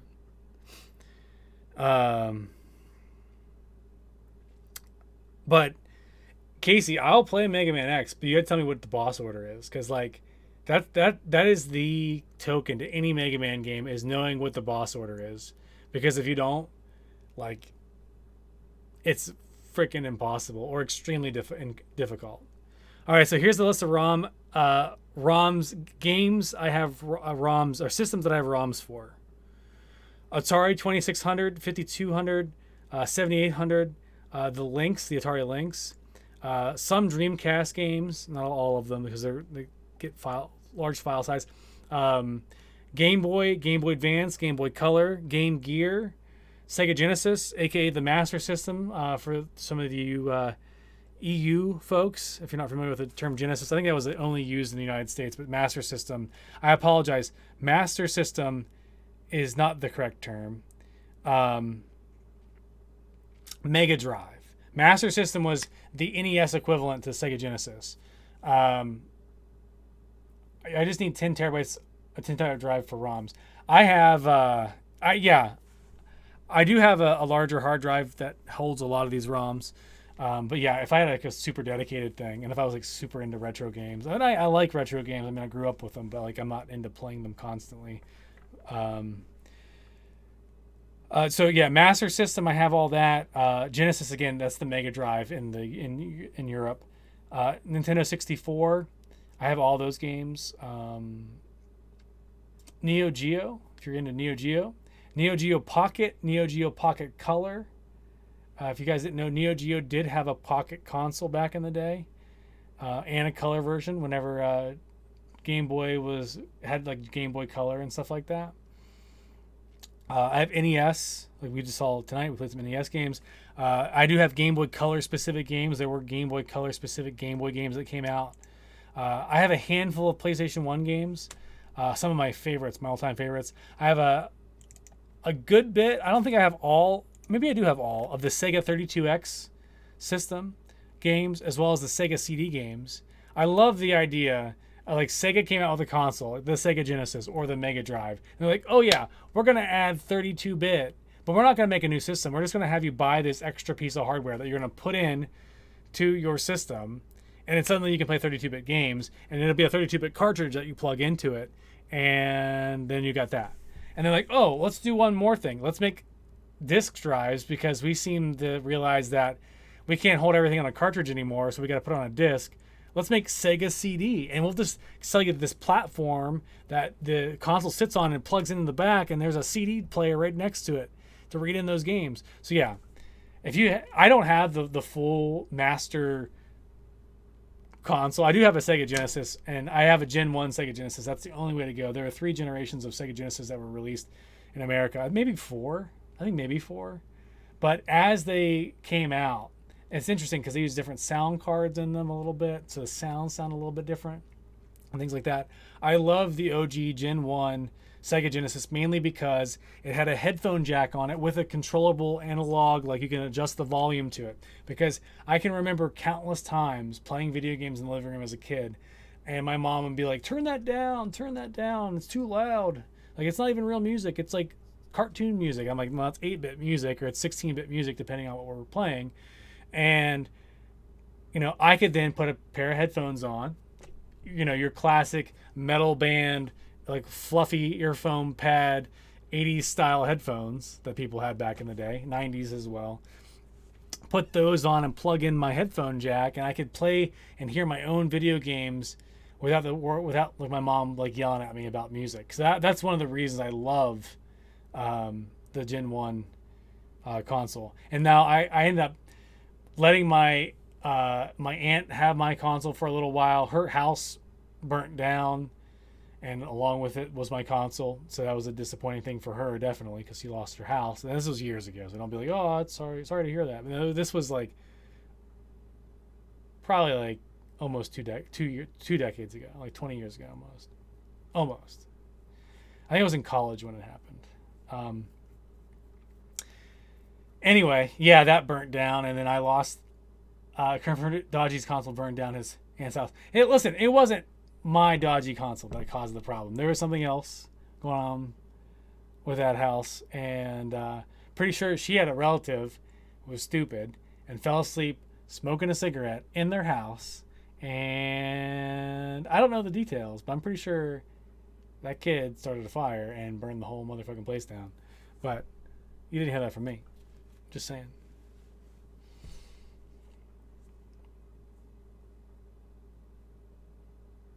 Yeah, it wasn't me. What are you saying? It wasn't me. No, I don't smoke. I don't smoke cigarettes. It was at the time, I think it was either her brother, her younger brother, or it was her husband at the time's younger brother. I can't remember. Again, this was a long, long time ago. I don't smoke any. I quit the habit after that. No, I've never smoked. Family secrets, right? So anyway, I was very disappointed because, I loaned her a handful of games and the Genesis, and I felt bad for her, and then, she had 2 kids. She has 2 kids, and I was working again. It was in college time frame when it happened. I was working at GameStop, like seasonal, and it was during it was summertime when it happened. I think. So I remember I felt bad. Like I was like, and the kid, she has a daughter and a son, and her son was into video games a little bit, and I was like, and he, that was his main outlet because he became deaf when he was like 3 or 4 years old, and as a teenager, as you know, everyone goes through the whole like awkward stages. So, for him, his outlet, being a deaf kid, was to kind of isolate and play video games. And when he lost his house and like all of his stuff, I felt horrible. I'm thinking like, growing up, me playing video games at his age, it wasn't. I never had that bad experience happen to me, where you lost all that stuff. So, I took whatever I had at the time, money wise, since working seasonal at GameStop with at like barely a little above minimum wage, you weren't making a whole lot. But I ended up getting him a Nintendo DS and one of the Pokemon games that came out, and he was so pumped. And I felt bad because like I felt the money I had to get it like for them. And again, they had she has a daughter too that was maybe like I think maybe 3 or 4 years younger, and of course like I give him that, and I'm like, you guys can share this. Like I can't afford to buy two of these things. And she was like, where's mine? And I'm like, yeah, I had like $200 to cover all this, so you guys are gonna have to share it. I didn't have $400 to just drop on 2 consoles and 2 games, so that was rough. So then again, I lost all those games. I had a lot of games that I say a lot. I think there was probably about a dozen games that she had on top of the system, and then I've since rebought a Gen 1 Genesis. And I would go to vintage game stores and they'd have Gen 3s that are like super small and compact. And I was like, no, like I need a first gen Genesis. Like I don't want anything but that. And they're like, that's going to be hard to find. And I found one and I was like, buying it. I have it. Anyway, I'm rambling here. What else? SG-1000. SG-1000, if I recall correctly, that's a handheld game, that I think was only released in Japan and Taiwan, the SG-1000. I would have to double check on that. I'm pretty sure that was a Sega console, like a handheld. I think it was a Sega handheld that was only released in Asia. I have SNES games. I have Vectrex games. I have Virtual Boy games. And you gotta have Virtual Boy games. Virtual Boy games are as painful playing on an emulator as they are playing it on the dedicated hardware. And I have a ZX Spectrum or ZX Spectrum. ZX Spectrum it's a European console. It came out. It was more of a computer, I guess. And I was going to start collecting PC Engine TurboGrafx games, but I couldn't find a solid enough emulator to run them, so I stopped doing that. With the box at your parents' house, dude, if you still have that, I don't know if you ever want to keep it, but you could if you have the box still, you could probably sell that for a few $100s. Depending on if you have like the styrofoam that's in the box and everything like in the thing, in everything like that can fit back into the box. And if you have the manuals too, man, I'm telling you what, like you could make some bank. Yeah, and the better the quality of the box is. If there's no water damage, there's no like the corners of the boxes if they're not mashed or smushed. Again, all that types of stuff matter for a lot of collectors. But I'm telling you what, if you have a very I won't say mint condition, but a very high rated box like that, man, you could make some bank. Yeah, that's a good idea. For me, what I do is I keep a lot of boxes for systems that have a warranty. Like if you buy a Sony PlayStation off the shelf, they usually give you like a 1-year warranty. So I'll normally keep the boxes for a year. And because if you ever have to ship it back, it's easier to just ship it in the box to Sony or whatever console you buy it. You sold your GameCube with the box and got more for it. Oh yeah, yeah. The GameCube with again, if you have the original boxes and stuff like that, oh my goodness, you can make a lot more money. Maybe 10 or 20 bucks. Yeah. No, you'd be surprised. You'd be legitimately surprised at how much money you can make. They are just Dead Space. I 100% agree that they're just Dead Space. We have a section. I wish I had. I need to get like a wireless camera or something that I can feed wirelessly to uh, my stream, and I'll just walk around, and I would be like, here, let me go show you my box collection, because it's literally a bunch of empty boxes, predominantly graphics card boxes, like motherboard boxes and stuff for building PCs. Because like you buy a motherboard that's decent, you get like a 5-year warranty on them from the manufacturer, like limited warranty, but like still. And then if you have a problem with your motherboard, they're like, can you ship it back in the original box or something that's going to be safe? Hang on to the box, hang on to the anti-static stuff. I mean, I got boxes until the warranty is like up, then I'll toss the box. But for consoles, for me, I will always like. When I was a kid, I'd always move around a lot, like with my mother, and then my parents split up, so I would go visit my dad, or go back home with my mom because I live with my mom. But I'd go visit my dad on the weekends or every other weekend, stuff like that. So I'd always have like ways to make my consoles portable. So whenever a new console would come out or a console, I'd pick up a console, I would shortly after try to find a carrying case that would fit all the stuff and maybe a couple games, so that I had like something that was designed to fit the console. And I still have a lot of console carrying cases like upstairs, like my original Xbox that I kept, my Dreamcast. I have an original Dreamcast carrying case for my Dreamcast, PlayStation 2, that kind of stuff. I don't have one for a PS1. I wish I did. And then of course, once the consoles have been like generationed out, those types of carrying cases are really hard to find. You can find third-party ones that are online that are like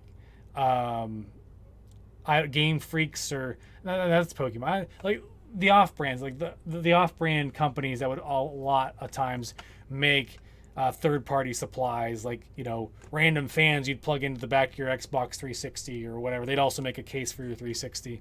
I always try to find like the officially licensed ones. Mainly because they just were designed better to fit everything compartmentalized wise, and they usually had the logo on the bag, so that if I ever had like things like put away, because I didn't always have my consoles set up growing up, I could know easily like, okay, this is my Xbox, or this is my Dreamcast, or this is my PS2, and that kind of thing. But I never kept the boxes. I never kept like the physical like cardboard boxes. I do have my cardboard box for two things. And it's recent. I have a collector's edition Spider-Man, like limited edition Spider-Man PS4 Pro. The PS4 is all red and it has a white Spider-Man logo on it. I like it a lot. I'm not a huge comic book fan, but I liked Spider-Man growing up, and like having a red PS4 to me is like freaking awesome. Like, 'cause they're always just like black, or kind of that kind of gray slate black, kind of, or piano black, depending. So when I saw that, like, get a red one, cool, I'm down. Mainly because I had a PS4 that was not a Pro, and I wanted to upgrade to Pro because whenever we bought our current place, the place where I'm at, like in the basement here, came with a TV, and the TV was a 4K TV. I was like, oh, cool, I can't play 4K games with a regular PS4. It doesn't look clean. It looks kind of jaggedy and all that stuff like that. And it would always downsize to 1080p. So I was like, all right, I'm going to go out and get a Pro. And that's right when the Spider-Man game came out, which was great. And got that in a bundle. And I traded in my old PS4, which pretty much sat on the shelf because I became a PC gamer predominantly, and I was in the Arma community, Shack Tactical, and would just be playing Shack Tac stuff all the time, and would rarely play my consoles. After I got out of college and got a real job and all that, I was predominantly playing PC games. And I remember taking the PS4 into the GameStop because it was an original like launch title PS4. It wasn't a PS4 Slim. It was just like the piano black style, and it was super clean. Because what I would do all the time, even to this day, well, not right now, I'm not doing it down here, I should probably, I would take an old t-shirt, I would cut it up, and I would lay the t-shirt over top of the console so the consoles would never get dusty, especially if I didn't play it for a long time. So I would always kind of protect it in that manner. And if something fell, like a remote control for the TV fell onto the console, it wouldn't ding it or scrape it in any way. It would kind of have that layer of protection. Now, did it look kind of janky and ghetto? Yeah, but it was me and my wife. Like, we didn't really care. I threw a gray t-shirt over top of a console. And if I needed to take it off, I'd pull it off. And it was pristine. It wasn't dusty. I didn't have to worry about, like, cleaning it out very often. And took the console into GameStop, and they're like, did you just buy this? And I'm like, what? Where would I just buy a launch title PS4? And this is, like, years after the PS4 has been out. And I was like, no, I just took care of it. I hardly played it, and then whenever I did, I just threw a t-shirt over top of it when I wasn't playing with it, and kept it clean. And they're like this is the cleanest PS4 I've ever seen in my life in trades. And I'm like, well, how long have you worked here? And the guy's like, I've worked here for 8 years. And I'm like, shit, okay, cool. That just means I take care of my stuff, And he's like, this is really impressive. So I traded it into GameStop. Yeah, I know, right? So my thing was, I went online. I saw, because the again, there's limited edition consoles like the Sony, Spider-Man edition red thing. It was impossible to find. I had to drive about 45 minutes to another Walmart in the middle of nowhere to go get this thing, because all the other Walmarts, Targets, Best Buy, GameStops, no one had it around here where I'm at. So I had to drive out kind of further out in West Virginia to go find one at a Walmart. And I was like, well, they have 2 in stock at this Walmart. I can't just dilly-dally. And so I did some research on how much I could get the console for and sell it on eBay. And it was I think I would have made an extra $80 selling it on eBay after the eBay fees. And I think they had a promo when I traded in my PS4 at the time, because they were trying to get consoles. Here's a pro tip. If you ever want to get the most money, this is coming from a guy that used to work at GameStop. If you ever want to get the most money for trade-ins ever, always do it around October and September at GameStop, because they need to increase their inventory for used consoles for the Black Friday sales that they have, and they try to liquidate everything. They're like, oh, there's all these sales. They will give you more credit because they need to increase their inventory. And whenever I worked there, we would take in trades, we'd clean them up and test them, and we'd pick a few to keep at our store, and we would ship them out to the distribution center, where I'm at would be in my case would be around Pittsburgh. And then the distribution center for GameStop would be like, okay, well, this store needs 6, this store needs 2, this store needs 15. So they would just pull in a bunch. So again, if you're looking to have to offload games and you're like, I don't feel like dealing with selling them through eBay and that kind of thing, but I do want to move them, wait and wait till right before October time frame, when they start looking into needing to increase their hardware and software side of things. Yeah, hot tips. And do I recommend trading into game stores? Not really. You're gonna always make more money selling them on a third, an eBay, or if a buddy of yours that needs to collect something or something like that. You always make more money that way, even after the eBay fees. But there is a convenience cost that there is associated with that. Where today I traded in a PSP, and I got $35 for it in store credit. Hopefully I revealed that number, because I know you guys were asking about how much I paid. I don't know if I ever said. $35 is what I got for that PSP, original PSP. And it worked great. I had no issues with it. I gave them the charger for it and all that. I even gave them the carrying case. I mean, what am I going to do with an old carrying case anymore? I said, if you want to sell it with it, fine, whatever. You don't have to give me money for it, because it wasn't a carrying case. It was one of those little things that flip over top of the PSP to kind of it was a hardened case that you can flip open and close it on top of the console itself. Whatever. It was probably I think $15-$20 when I first bought it. And, I've had it for years. Anyway, $35. You have that exact case, what I'm talking about? Yeah, it flips up, and you can flip it, and it's got hard, clear plastic. Mine was not clear. I had one that was a fabric print on it, and it was ruggedized, and it was hard, and it had a magnet on the inside of it, so whenever you flipped the lid on it, it would kind of do just a triangular shape. So then if you wanted to watch, because UMDs, PSPs had movies on UMD format, so if you wanted to sit in your car and watch a random movie on UMD on your PSP. That was a thing. And you like my thing was designed to like set up like a stand, and you can sit there and prop it up. Let me look at your case. That was not the case that I had. I had a third-party case that was not as sexy as that one. And so anyway, $35. I got the Turtles game today for $7. I got that Beavis and Butthead game for like $13. And so that left me with, I got like $15 or $12 credit because of taxes and all that. And so I said, you know, they actually, the great thing about this store too is they don't have to just distribute a gift card. They have this shared way because they have multiple store locations that they just share the information across the stores. And so I could go to the local store here, or I can go to the local store there and be like, hey, I got credit on file with you guys from the Morgantown store. You guys can look it up. They can find how much credit I have, and they can apply it to whatever I'm looking for, whatever store I go to. There's multiple in Maryland. There's, I think, one in West Virginia. There's a couple up in Pennsylvania as well. And so that's kind of cool. You don't have to be reliant on, since it's not a huge chain, but it has like, I think maybe 8 locations or 7 locations around like where we live. And I think that's kind of nice. I can just walk in. I don't have to carry a gamer card or anything like that. Like, oh, here's a gift card that I got. I can just be like, yo, my name's this number. This is my name. This is my phone number. Because they verify through a rewards program that they've got as well, where you can like give them your phone number and then they can look it up, and they text you to like verify. Like if you want to redeem your points, they'll text your phone. So granted, if you can steal somebody's phone that has reward systems or reward credits from Cartridges Galore, you could probably abuse it. Yeah, I don't know. So yeah, all right. Well, let's play some other games. We're sitting here talking for a while. Let's play some games. Anyway, yeah. I would like for you guys, if you want me to play some other retro games, maybe in another stream sometime soon, let me know what games you want me to play. I guarantee I probably have it.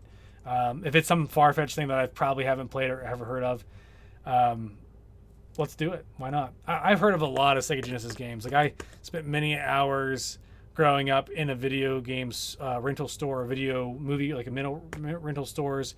I mean, our family would go, or my mom and I would go often, you know, almost every weekend or every other weekend back when that was a thing. And we might not even rent a whole lot. Maybe we'd rent like one movie or one game, but like my mom would take forever in there. And I remember just looking around at all the box art for all the video games and all the box art for a lot of movies. And I was always drawn to horror films because as a kid, you're like kind of interested in scary stuff, but you didn't want to be scared, I guess. Like that kind of mystique of, ooh, that's Freddy Krueger or something like that. So I'd always like go find myself as like a 7 or 8 year old, like looking around at like the movie covers of a lot of horror films because I was always very interested in that. And I'm not really a big horror buff nowadays. I don't mind watching horror movies, but like, I don't know, that's something that stuck with me as a kid. Like I remember a lot of box art from like the original Friday the 13th movies and stuff like that. And same with when I worked at GameStop. Like I worked at GameStop during the PlayStation 2 era, PS3 just coming out or has been out for a little while, and Xbox 360 and the Wii, the original Wii, not Wii U, and like the original Xbox as well. And that's the era of when I worked at GameStop, that era of gaming. And so, no joke, you can probably throw up an image of a PS2 game, like the box art of a PS2 game, and scrub the title off of it, and I probably can guess what it is. Because at GameStop, one of the worst things to do when you're not busy and it's summertime and the mall's dead and no one's hanging out, and your manager's like, well, there's nothing to do right now, so instead of sitting there twiddling your thumbs, why don't you go alphabetize the shelves? Luckily for me, I had previous experience in alphabetizing books when I volunteered at the library when I was in high school, putting away books and stuff like that. This just volunteer work stuff because the library was like really close to my house, and I needed some volunteer hours. So in Maryland, one of the things that at least in the county that I was living in at the time, you were required to do X amount of community service to actually graduate. That was part of graduation requirement, and I think it was a great idea. It kind of threw me for a loop when I first like knew that was a thing, and I was like, I don't want to do that. I'm a stinky little butthole teen. I don't want to do any of these things. But actually, when I started working at the library, I found it very zen to this. It's quiet. You're just alphabetizing books, and the lady that I like that was like the main librarian lady, older lady, sweet, awesome lady. Was super nice to me, and just a great thing to do. Like after school, I just like get off the bus, go home, chill, grab some like early dinner, and then go over to the library for like 2 or 3 hours and just put away books and then come home. And I wouldn't do it every night. I would do it like once a week or like twice a week, because I needed the hours. And then after I even reached the hour cap, I still did it just for like a few months before graduation, because I just it was like a zen thing. It was like relaxing to go to the library and just not read books, but like put books away on the shelf. It was bizarre. So Dean Koontz is a bane of mine, and Stephen King, because those motherfuckers write too many books. And when you had like a mess of like Stephen King books you had to put away, and you looked at like, all of the book titles that he would have, and some of them were number based. And again, if it's fiction and not nonfiction that uses Dewey Decimal, I'm throwing some facts tonight. You had it alphabetized by last name, first name, and then the book title. And then if the book title had certain characteristics to it or things like that, you'd have to organize it. So it was kind of like this mental mind game that would keep me like focused on that, as opposed to like schoolwork and things like that, like drama at school and stuff. So it was cool. All right, what game are we playing? I'm talking my freaking ass off about GameStop and all this other random stuff. We're going to play a game called, I guess it's Mitoza? Book facts, right? Hey, sweetie, what are you doing right now? Is the coop, he's sleeping. You're just hanging out upstairs, probably eating some dinner because you're starving, I'm sure. Here's the Cooper Cam. There's the Cooper Cam. He's snoozing. All right. GameStop tip 2, buy GameStop stonks. I don't know if the stonks are doing good, but they were doing like gangbusters before. About to go to the grocery store. What if the coop wakes up? He won't. Can you? All right. All right. We're gonna have a fun moment. Let's talk about our grocery list really quick, sweetie. Before we play games, make sure you have Lone Wolf. What cereal should I buy? Lone Wolf and I were talking about cereals, not Honey Nut Cheerios, right?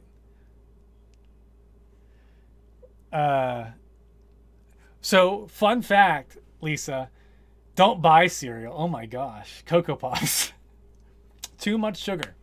So Lone Wolf and I were comparing Honey Nut Cheerios sugar content to something like, what was it? Was it Trix cereal? I think it was.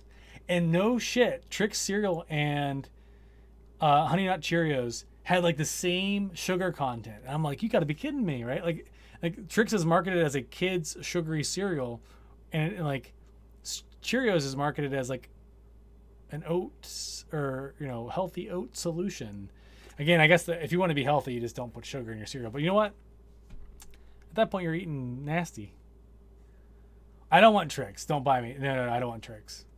I don't know what I want.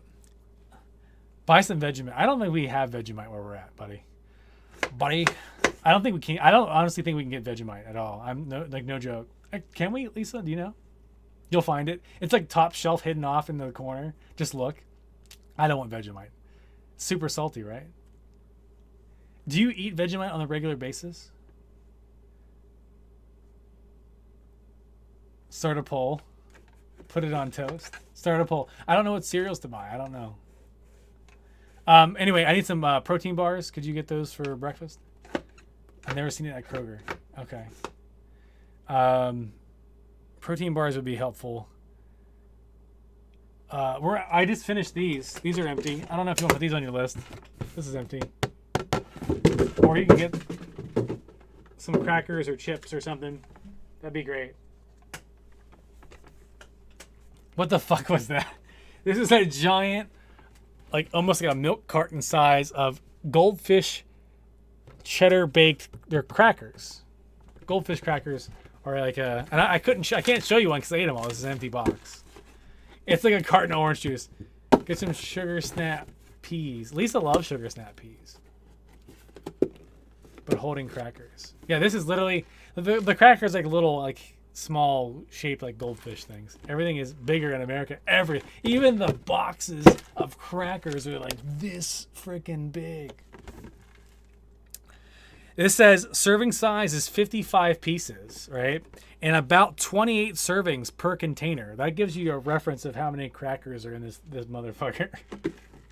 And this isn't even like your wholesale like Costco or your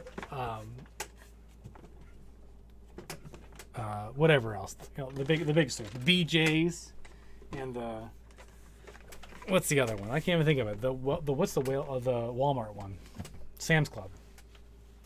America's crazy. Yeah, protein bars would be good, Lisa. And then I like how we're talking about this on the stream. While we're talking about this, I update my stream info because we're not playing retro anymore. We're gonna switch over to a game called Mitoza.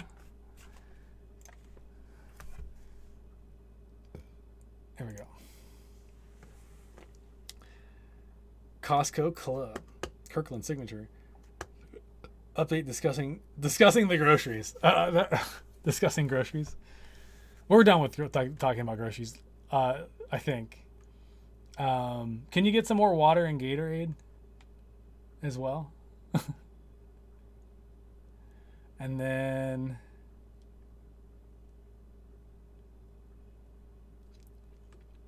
get some general fun snacks and some eggs. Well, we got eggs today. Went to the farmer's market. And we got 3 dozen eggs. So we're hooked up with. We got eggs. Oh, can you get some turkey bacon? If we're out of turkey bacon, and look for Vegemite. You know, I don't think I've ever tried Vegemite, to be honest. I can't remember. I might have tried it maybe once, but like, if I did, it was probably in college. But I'm trying to remember. Don't eat a spoonful. Is it like super salty, right? Oh, get ice cream. Get a tub of ice cream. That's a great idea. Cookies and cream or moose tracks. That sounds good. How much were your 3 dozen eggs? Lisa would have to answer that question in chat. She paid for it while I was hanging out with Cooper in the car.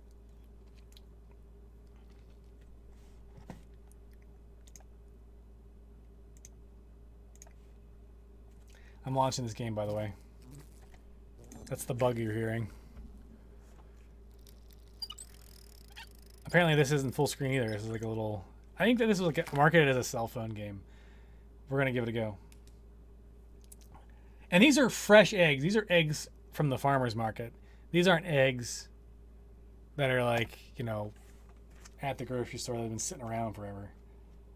You saw someone play this the other day? I had no idea. I saw that this game was free and it was overwhelmingly positive, I think it was, or something like that. So we're going to give it a go. This game is damn weird. Well, let's play it for a little bit and see how fun it is. I do have another game that's on the list here. You pay $6. Well, you also live in New York City. Versus here, and that's probably at the grocery store too. But get out my notepad. All right, I'll get out my notepad. I'll get out regular notepad, not Notepad++, because I guarantee you it's going to pop up on this screen. I've got important, sensitive information, work related on there that I don't want to pull up during stream. You'll never remember the combos that you already have. You have already done. Okay. I don't know how in depth this is, but we're gonna give it a little bit of a go. All right, I want to make sure I can see this, and I also want to be able to see chat.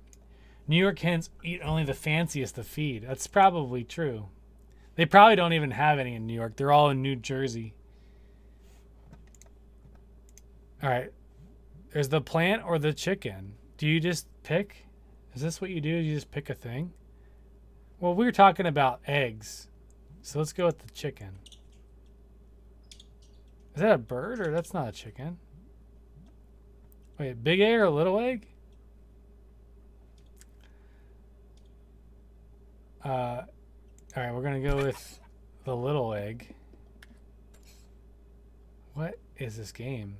Upside down carrot or right side up carrot? We'll go with that carrot. That looks inappropriate.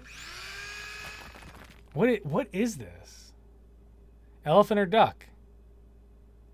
I like ducks.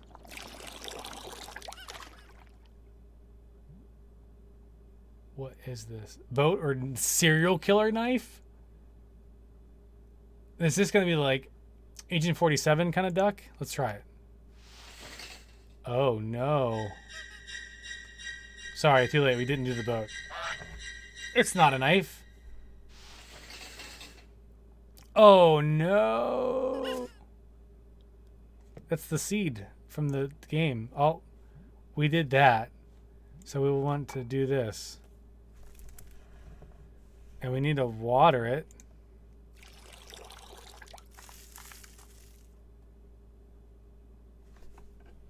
And we need to put it in a box. No, not like that. It's gonna die. Let's cut it. Yay! I don't know about the nose thing. Oh, is that like put boogers on it or breathe it in? Should we smell the roses? We should. Oh no, it's up in the nose. We got to see it again? Is it going to go back to the duck? Okay. All right, we're going to try this again. What's that one do? Oh, that's not. Let's give it a spider.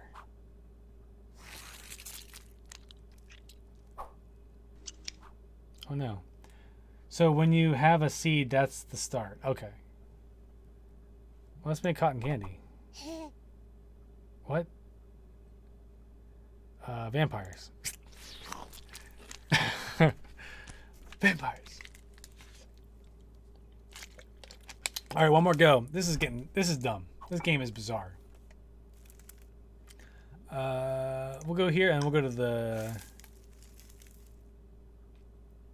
fly this time. Come on. Oh no, he ate the plant. Let's have him poop. Oh, look at that. That looks delicious, right? Put the cherry on top. Oh, there's already a cherry on top. Oh, not the seed again. Yeah, I can see that. What's this up here? Is this the menu? Oh, this is like what you've found so far. All right, well, this was not what I thought this game was going to be. Yeah. That's okay. We're going to try a different game. Let me change the stream info. We're going to try another game called Cognitive. I'm going to ask for a refund.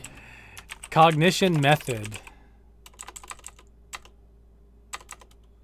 Oh, is this not even on the frickin' list of games to play? Ooh. Look how hipster we are. This game isn't even listed.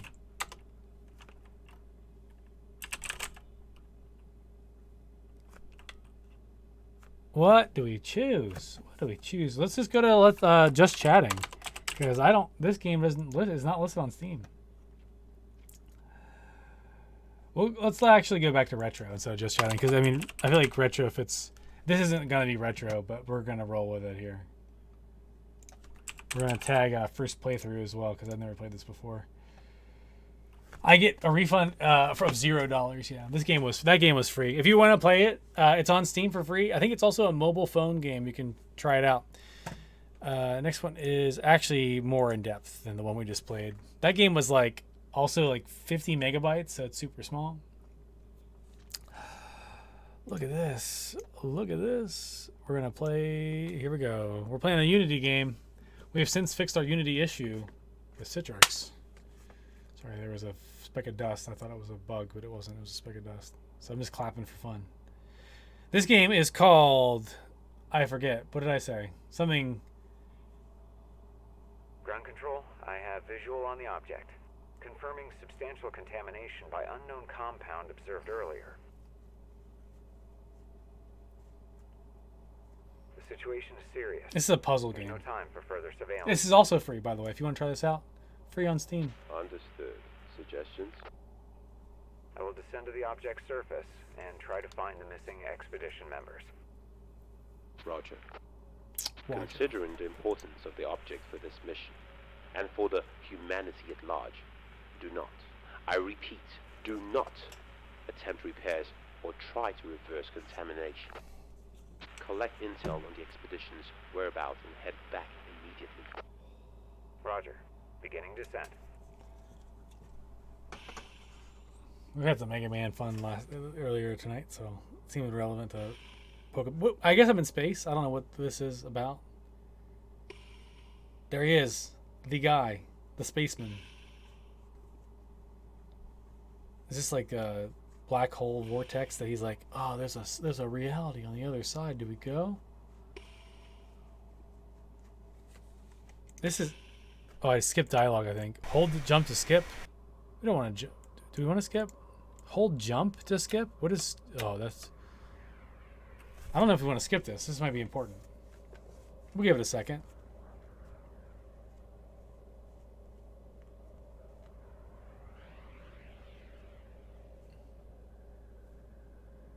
Okay. My father's team isn't responding. None of them came back. What happened down there? We don't know. There's no other option. Okay, am I moving? Is that me? No. Okay, no, this is just a video sequence still.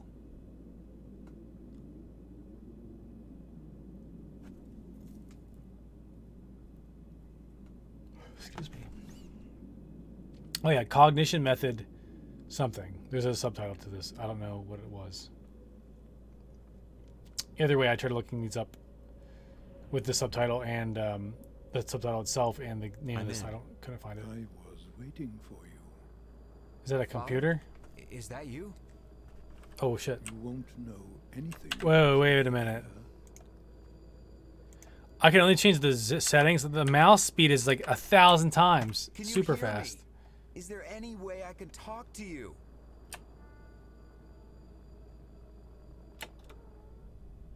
I know this tune. Father, are you there? What? You can't hear me, can you?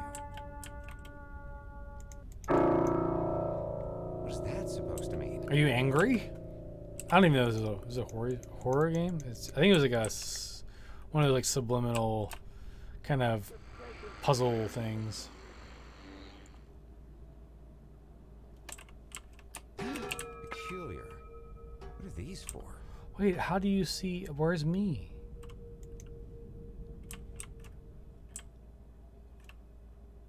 We'll keep walking here. This is probably just a Unity demo some guy put together, and like the lighting looks pretty. Like this is good. Hello? Is Hello? anyone there? Hello? Ground control, if you can hear me, I found no trace of the expedition so far. Heading deeper into the object. This is the object.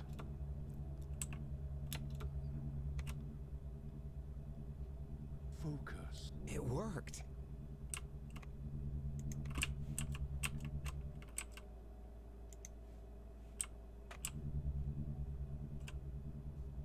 I think that was the puzzle. We did it.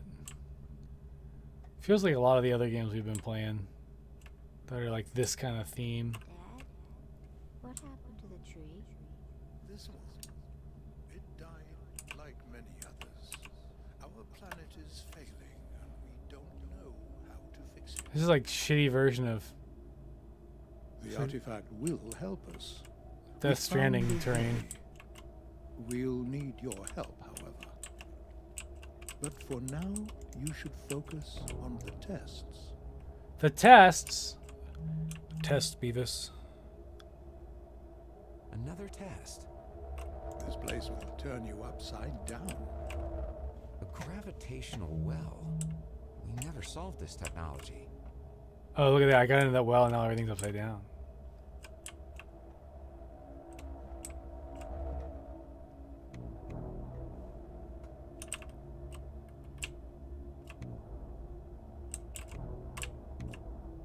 Stuck up there? Okay. What game is this? Again, I think the title for this game is called... Let me pull it up for you here.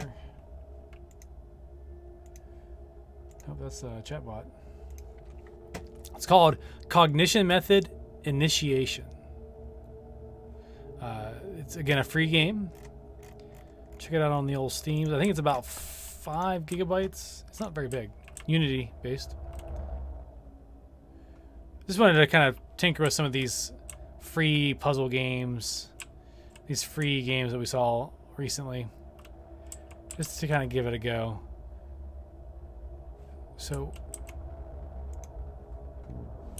that will help us with over here, right? That's the tree, so we should be able to go. Oh. Is that right? I think that's right now. We're good. We're good. Test completed. Good job.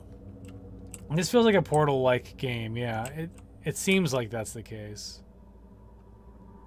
But again, we played another game called like Superliminal.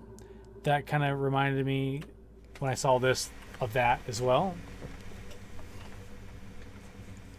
I lost you due to strange interference. I'm gonna move my.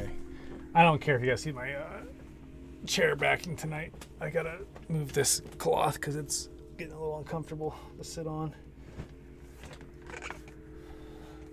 Okay, look at that yellow dot. And unfortunately, there's no control scheme set up here. The mouse, I barely tap it, and walk towards the light.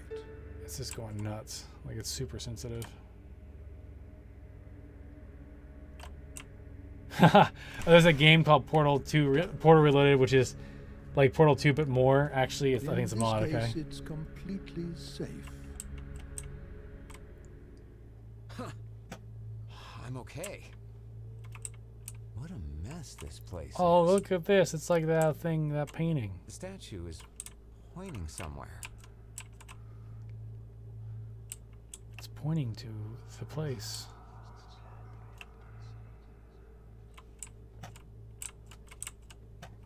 Oh, I see. I understand. I just. Oh no! Is this the way I? That I You kind did of. it. I kind of cheated a little bit. I feel like I cheated a little bit.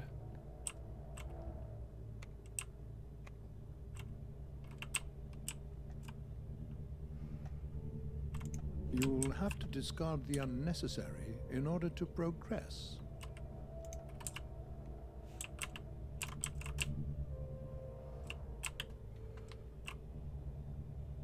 What? So I can't like just push myself. Oh, I can. Wonder if I can jump that. That's probably not how they want me to play it. Shit. Well, we'll roll it with it here. Oh, what the fuck? What is happening with my life? So as soon as I step out of that, it does. Okay, maybe I just need to jump. Well, this is not making everybody seasick. I mean, it's making me a little dizzy here. What the flying fudge? All right, so I gotta clearly do something with this. This thing.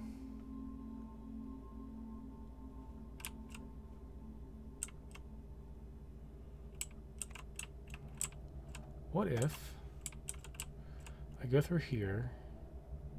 I stand here. Can I throw this?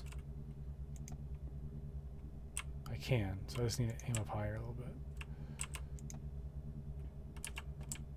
There we go. Ta-da!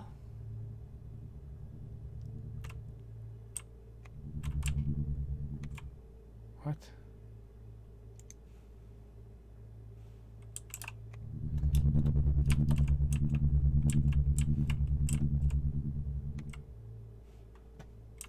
What the fudge do I do? Do I need to go back and get the... Can I get this from here? Oh, I can. Ah, darn it. Dang it. Hold on.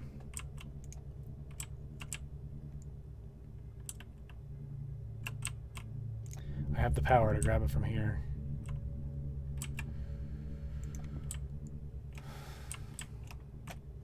Gonna go clean my car out. Hopefully someone gonna come buy it. Oh, what are you selling? Test completed. What is this? Is it? Do you feel like you're playing that jalopy game where you're like, oh, I'm gonna go work on my car now? It's supposed to be a spooky character or something. Once again, I lost you for a few seconds. Subaru Legacy GT. Oh man, I got a Subaru Legacy. I don't have a GT. I have a 2016 Subaru Legacy.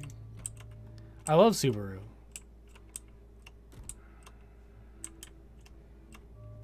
Once you sell it, what are you going to buy in its stead?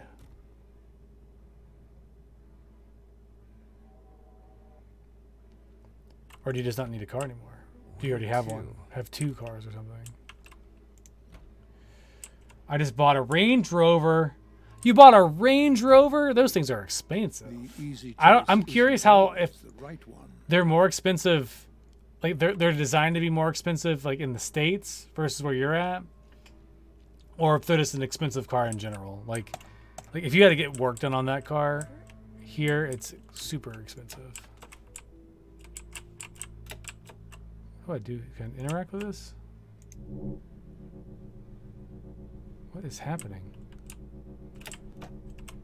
Oh, it's like a force field. I think they are just super complicated mini electronics and systems. Yeah, that's probably it. Hey, I know you mentioned, Zenon, that we wanted to meet up at some point and kind of do like a talking kind of stream. One of the suggestions that I had, that I posed the idea from like Lone Wolf and folks was, what if we did like a night where we play like tabletop sim and kind of maybe casually play a tabletop sim game with some folks that want to join us, and then we can just kind of chill and kind of talk about random stuff. I think that'd be pretty fun. So maybe, I don't know who all has tabletop sim, but I think that would be a good thing. And like the sky's the limit there with what we want to play. I mean, pretty much play whatever we want. So something a little bit less intense on-screen action and kind of a more casual thing. Play Monopoly to create rides. I'm down to play Monopoly or something. That'd be cool. If folks, again, if you want to possibly hang out with Zenon, myself, maybe Lone Wolf, and other folks in the stream, in voice chat, in an upcoming stream, if you guys own tabletop sim, we can get some people to join us, and that'd be fun. And if you guys have any recommendations on what tabletop game to play on tabletop sim, let us know in the Discord on the game suggestion channel, or in general, it's fine. And we'll maybe try to do something like that here in either next week or the week after. I know next week I probably will try to do one more game session, but maybe the week after we'll kind of see what people's schedule are. Yeah, I'd love to play Risk. Risk is my jam. I am very there's a free-to-play Risk game that we don't have any setup, need any setup, that we can also play as well. So there's a Catan's a good one as well. The tests are becoming more complex. I'm sure you'll figure it out quickly. So I'm interested in all of those things. Gotta figure out which door is the correct one. Got my girlfriend into playing Carcassonne. I don't know what that is. Carcassonne? Carcassonne? I don't know. You'll have to educate me on that one. I'm not familiar with that one. Carcass 1? Same room. I've clearly been here already. I'm walking in circles. I should choose another door. We should just stage By it. elimination, this has to be the right way. Carcassonne? Carcassonne. Sounds Italian. The easy choice isn't always the right one.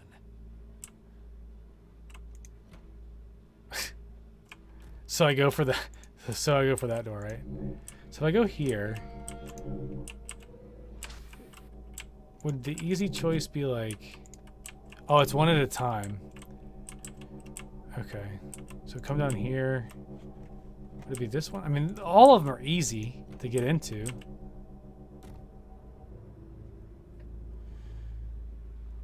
A tile laying game. Okay, I think I've played a couple tile laying games in the past that will help me with that. Again, I'm down for... Oh my god. Oh my god, what the fuck? You get the idea. This is stupid. What now?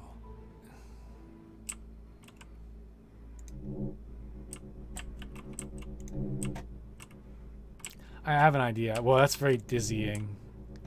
All right, you go do your car cleaning. Hopefully you can sell that bad boy so you can help pay off more of your Range Rover you bought. That's pretty cool. It's a sweet car usually. Where was I? I was up here. I don't know where I was anymore. We'll just pick this door. Oh, nice.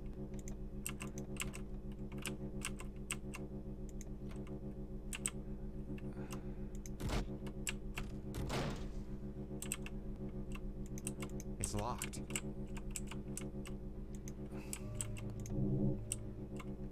It's locked. Oh, this door is open now. Aha, that's the ticket. No! Oh, okay. I got a limited edition supercharger one. There's only 150 made. 150 made in like your country or like in general? If it's 150 made in general, you better have some sort of extra customization. That's insane, dude. You have your name on it, right? Like you've got like Xenon 3D as your license plate or something crazy.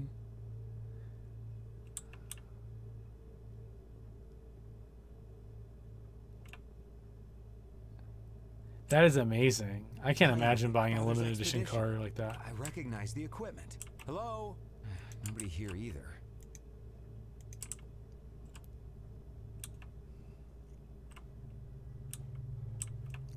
Go this way. I feel Yeah, one owner presence. from new, and it's only got about 80,000 miles on it. That's impressive. Phew. Oh no, it's a. should focus on the test. What's the test? The test, Beavis. What's the test? Can I climb this? I'm pretty sure this isn't the test. He lives half a block from where I live. What? Are you serious? So you just walk over to his house and be like, "Yo, dude, I'm gonna pick up that car." Maybe you can sell him. You can sell him your 2010 Subaru Legacy.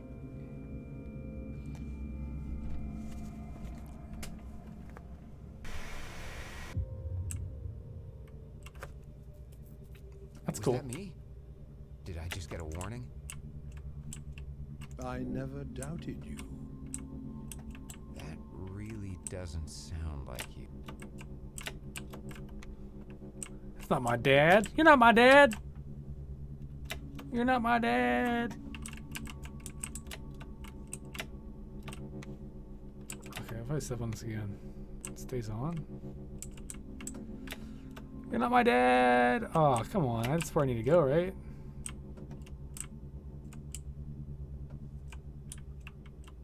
Tell me how the Vegemite tastes. All right, see you, man. Have a good night. Or good afternoon, because it's afternoon where you're at. See you later. We're back here. I don't know. I'm slowly, like, kind of wishing I was playing something a little bit less mind-bending at the moment. Lone Wolf, are you around and can you play games, or are you too much in the zone with studying? And Chase, are you on stream watching as well? So I do have a question. Oh, this will fix it, right? No, is that opening the? Oh, it doesn't. Okay.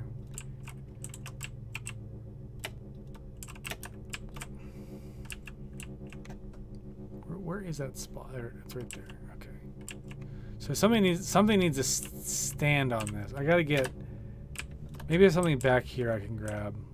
Because I can't. Oh, wait a minute. That blocked the whole time. Oh, it was highlighting. Yeah, this is easy. I'm so stupid. I apologize. This is amateur hour here today.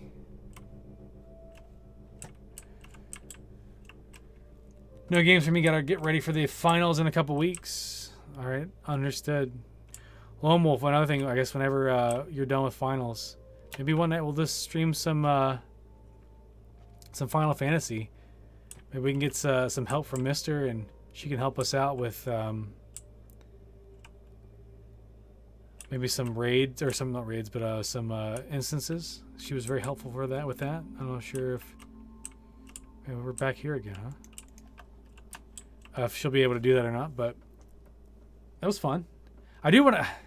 It's such a fun casual game to play. Like for me anyway. Maybe we should switch into playing some of that. I don't know. I'm down with talking. What all do you guys want to do? I don't mean to keep switching. Let's just go straight. Keep switching games on everybody. This is where I came in. These are these side doors. Okay, so let me just go to this other door and see what happens.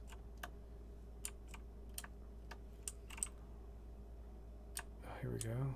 This is slightly different. This test will be more complex than the ones before. Thanks, fake dad.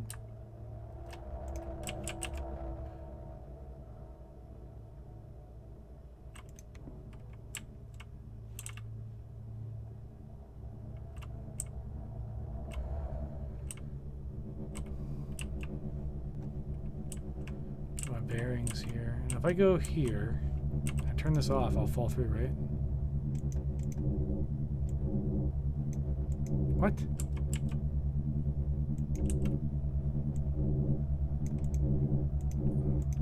See, it's coming down, but it's not going all the way.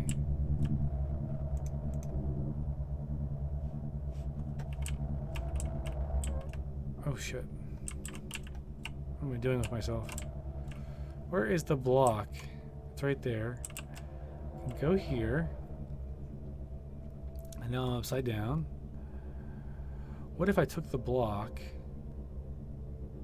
Can I get in here and take the block? That's the question. I think I need to be here though, because I don't think I can see the block from here. Oh, I can.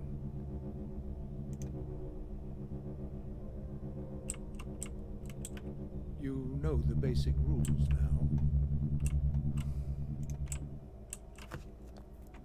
I know the basic rules. How long is this game? Test completed. Thanks, Pep. What is this? Ground control, come in. I came across some strange shadows inside the object. Their quantity matches that of the missing expedition members. You shouldn't linger here. It's everywhere. Trust me. Let's get out of here then.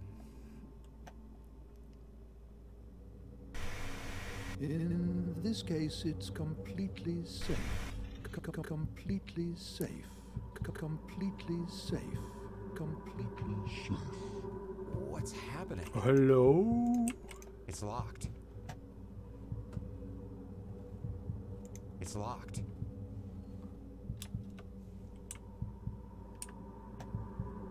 Is this supposed to be a jump scare? Because that was kind of What was dumb. that? It's time to finish the job.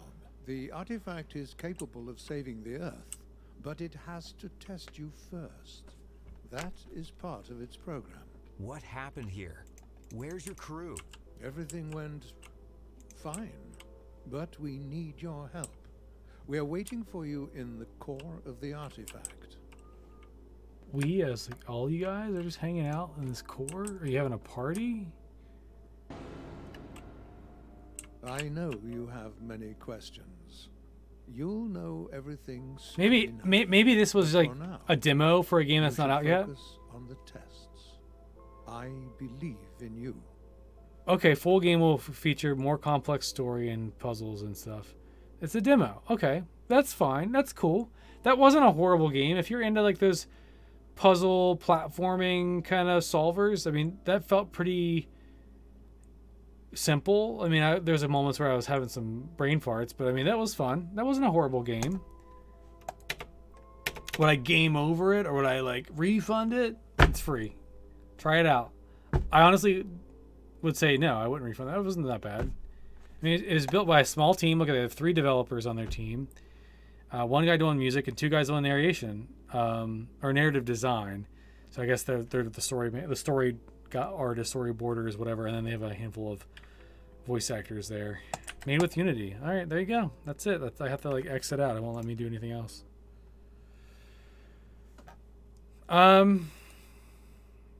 Let's jump into some Final Fantasy. Why not? Let's pop into Final Fantasy a little bit and keep chatting. Play a little bit longer. Let me change my stream info.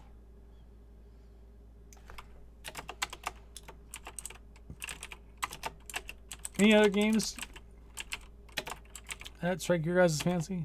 Well, we can switch. I'm down. Final Fantasy Online. I'm just gonna do some random quests, and we'll probably wrap up stream here at 11. But we'll play a little bit here. Let me get things rolling. Hopefully there's no major patches. Should be saying that we're playing Final Fantasy now in the... Let me refresh my stream manager. I'll be right back. On the manager side of things. I mean, I still see you guys that we're streaming live. There we go. Yeah, there we go. Let me type in my secret password.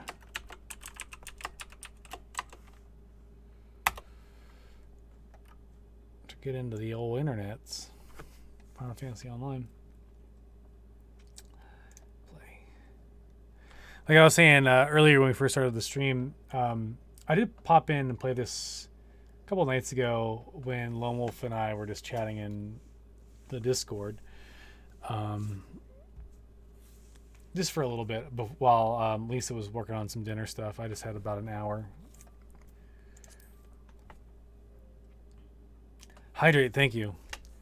Keep an eye on the coop too. He's moving around a little bit, but he's snoozing. We have a level 28 Cooper right here. This little tiny guy.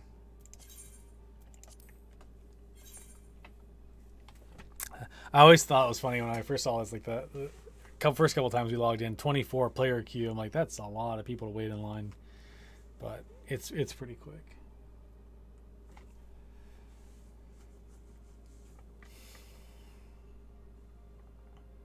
I'm like genuinely impressed at how well I played Mega Man tonight. I can't believe I was able to do that so well. Trying to think of other NES and games like that that I was good at that I might be able to be decent at today. I don't know what to think about that one. If anybody challenges me on old school Mortal Kombat 1, 2, or 3, or Ultimate 3, I'll take you on.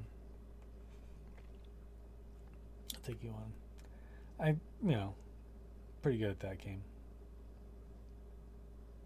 A lot of people, Street Fighter was their jam back in the day, and wasn't allowed to play Mortal Kombat for a while. Oh, you know what? Another great Mortal Kombat Trilogy is also very good, because it's like, essentially all the characters and a lot of their old skins from all the previous 3 games. Yeah, that's right. They have Easter egg stuff going on because it's like Easter time. Here, we got to do some traveling. There's a mission here. I've been trying to focus on my main storyline stuff now that I have to be level 30 to do my next Black Mage quest. It's people fighting. Okay, is this the right place? I think this is the wrong place. Oh, it's down here? Oh, it's down this way. I guess we can talk a little bit. I'll talk a little bit about the move. I can't go this way. This is not the right way. What the hell? Landing strip? Oh, I gotta go to this gatekeeper, I bet, and go around. So for those of you that haven't seen the new Mortal Kombat movie, if when you go to see the new Mortal Kombat movie, whether it's online or through HBO Max or whatever, or in the theater, keep in mind that the movie is kind of sticks to the general lore principles, but it does have a different feel to it. I'm not saying it was a bad feel, but what? Oh yeah, I forgot about this. There's just these dancers and shake it. Let's go.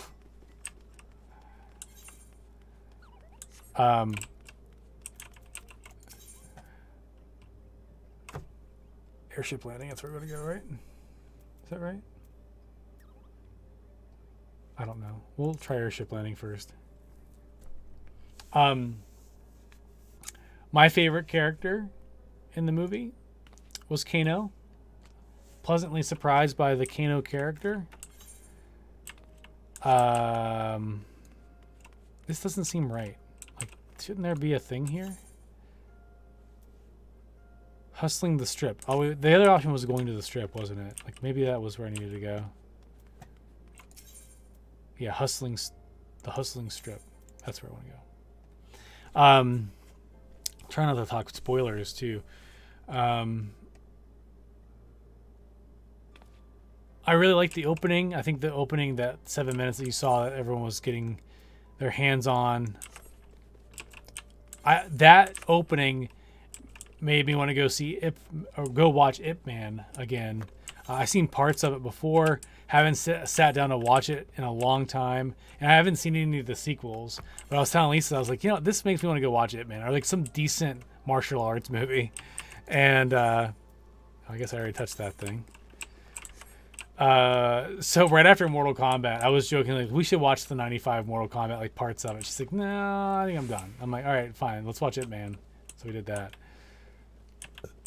Not all of it. We watched like 15 minutes of it. And that's enjoyable. What else did I like about Mortal Kombat? There are some characters that were, I guess, from the newer games that I didn't recognize. Like 2 specific characters I didn't recognize. Not including the main character. And Roban as well. It's Roban, guys.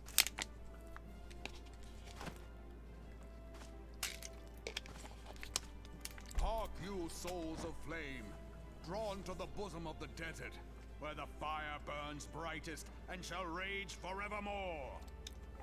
Maybe this is the faction quests. Roban!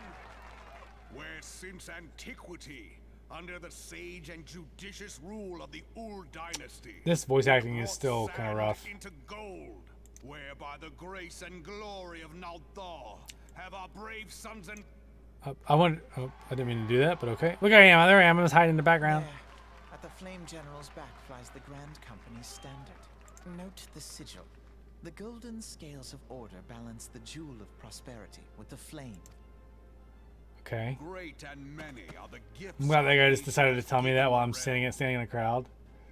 In Eorzea's darkest hour, on the killing fields of Cartano, none spent more in blood and gold than Random fact. Okay, hold on. Thus was the 7th Imperial 7th. Legion. They don't do numbers. They do Roman numerals. So that's Rah! how soon history forget. Yet many left our gates. Let us pray for our absent brothers and sisters. If the fates were fair, the price we paid that day would have bought us victory. Alas, and now, but 5 years into this 7th Umbral era, the spirit of sacrifice. Okay, yeah, these are super generic. Look around you. What do you see? A people. Where are the merciful alms of the rich? Where is the just? I ask you, is this the great nation our brothers and you who call this living dishonor the name of the immortal flames? It is but a slow death. Our enemies surround us. The savage hordes of the Amalja wait beside our roads, strangling the lifelines of trade. Meanwhile, the Garleans make mock of our borders and despoil our land of its natural. We stand on a precipice, yet we do not, whether trader or soldier, monetarist or royalist. I'm gonna turn this up a little bit. It's kind of quiet for me. Should be a little bit better. Victory and fortune walk hand in hand. There we go. Ye who seek glory and wealth, look not to what little you can snatch from your neighbor, but to the bound. I tab out and it Now is echoes. the time I'm to adjusting the unite. volume a little bit. Now is the time to ride forth. In the name of the Sultana, I beseech you, Okay, yep. Alright. Are we line done? not your own coffers, but those of the immortal flames. Seek not to prosper from Ul'dah, but to as the realm you asking me for prospers, money? So shall Ul'dah, as Ul'dah. Yeah, for Ul'dah. Oh, yeah, yeah, Together yeah. we are one. I owe you a random fact. Let me think of a good one here. Your grace, Raubon. Raubon. What are you gonna do? You gonna pick her up again? There it is, the pick her up signature maneuver. People of Ul'dah, I, Nanimo, 17th in the line of all, address you. Much has been made. Yet Like a those who parrot. measure that wealth in coins and carats are gravely for the true wealth of Ul'dah lies in the health, happiness, and hopes of her people. Beloved I want to get through this subjects, cutscene, so I'll tell you the I bid fact you here. raise but- aloft the torch of Ul'dah, that her flames might serve as a beacon for all Aeor's. Long live Nanamo! Glory to the Sultana! For victory and fortune. I sound like a parrot. Stride fearless somewhere. into the inferno. For we are, by fire, reborn. Yep. Okay, I think we got it. We got through it. Forsooth! Ventriloquist act, yeah. I like that. If you'll permit me, Alfie No, and my sister, Alize, at your service. Cool. Can I we saw just at a glance that You you guys were have a the same fellow clothes on. traveler. kind of? You Yeah. might call us students of history, sampling the realm's remembrances in pursuit of... Yeah. Are you gonna cutscene me again? Like I want to. Okay. Beast tribe info. Yeah, we fought him earlier. It's all good. All right. So I guess since there's no more noise, I can just chill here for a second. Fun fact. Let's see here.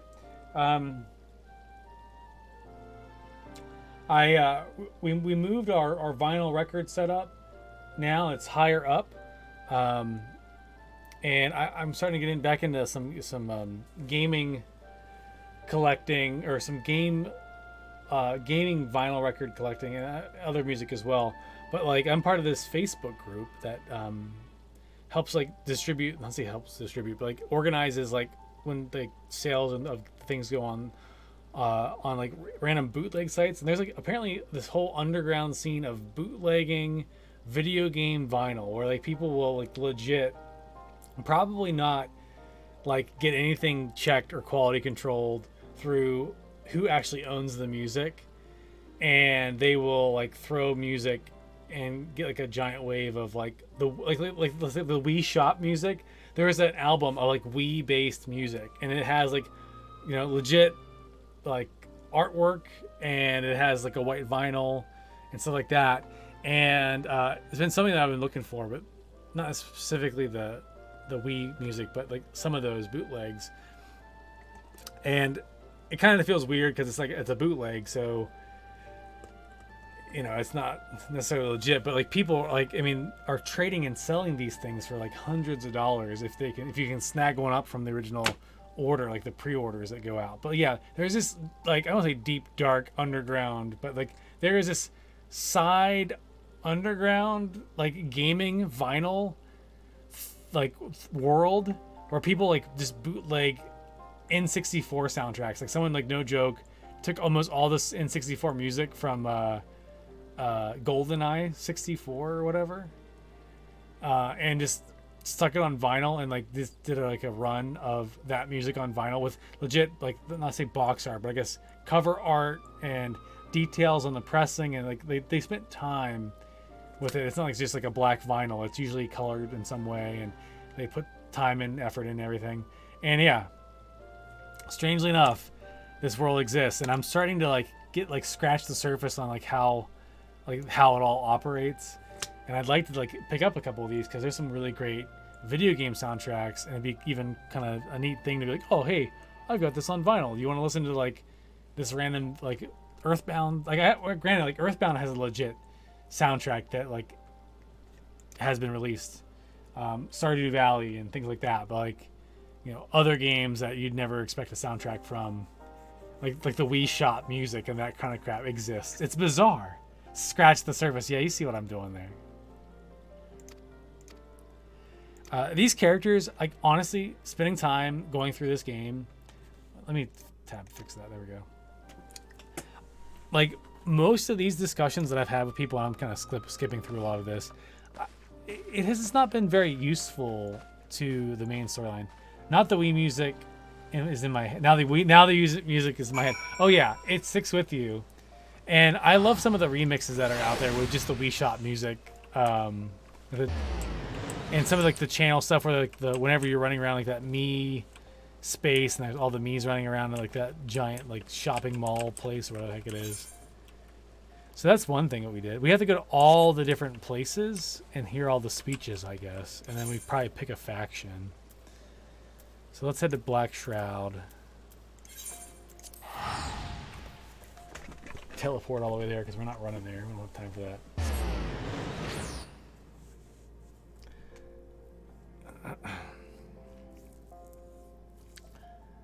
So that's been kind of like one of my things when I have free time is trying to figure out how to like get a hold of these things. So I'm in a Facebook group that they say, "Oh yeah, this is available," or "Oh yeah, I got these for trade." And I'm like, I'm not spending $200 on a record. That's stupid.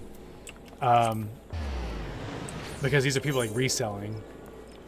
But what I want to know is like, what are these random like websites that you're finding these records that are like usually like these little side projects like Bandcamp.com or whatever, where like a musician could put up their own music, where they have like pre-orders for like a CD or an album. But like these people are like underground getting these things pressed, and you kind of have to rely on. Hopefully they're trustworthy vendors because you'll maybe get something for your money. You know, if you pay through PayPal, you can always... Look how beautiful this is. Look at this Easter action. This is nice. Look how fun this is. Can I... What is this? Do I have to go... Oh, this is the stage. Oh my gosh. The Egg Advocate. What is he doing with his hands there? Is this a thing? Foul demands? Can I get a goofy skin? Oh my gosh, I can get a chicken suit. This costs only... Oh, we gotta do the chicken suit. Oh, how much effort is this, though?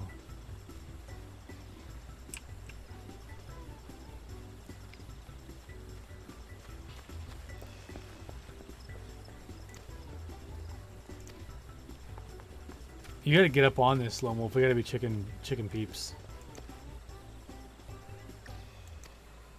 Hopefully it's still going on in 2 weeks.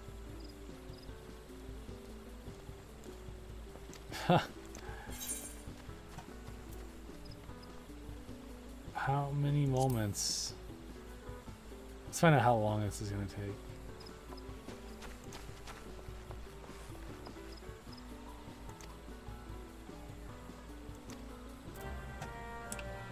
Seasonal quest event.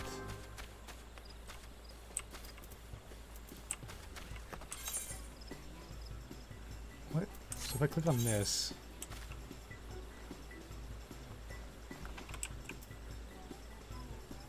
Foul demands. I mean, it's close. Let's go do that really quick. I want to get a chicken suit. I mean, a little kid in a chicken suit? I know he's not a kid, but like this little race in a chicken suit, I think it'd be awesome. We won't tell Lisa, and then when Lisa's like... Oh, Lisa is continuing to subscribe to Star Wars The Old Republic. I think I caused the monster. She's actively paying for a subscription. So I think I've done goofed. This isn't necessarily her jam because she spent so much time playing the other game.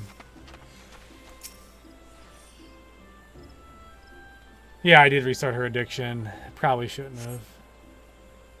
Well, the thing is, she's like, "Oh, on the weekends we'll do raids and all that with my friends," and I'm like, "Yeah, I guess you're gonna pay $15 a month to do maybe one raid a week, which is maybe 4 raids every month for $15. Like, you don't have time to dedicate to this. Like, why pay $15 a month for this?" And she didn't really give me a straight answer, so I'm not a big fan of it. Like paying $15 a month for, I mean, again, if it makes her happy and we've got the funds, I guess that's fine. But like, I honestly don't think it's worth $15 a month to like maybe. So this past weekend, this Saturday, like she's not raiding right now. She also isn't raiding like yesterday. She didn't do anything yesterday either. So again, she's not getting her money's worth.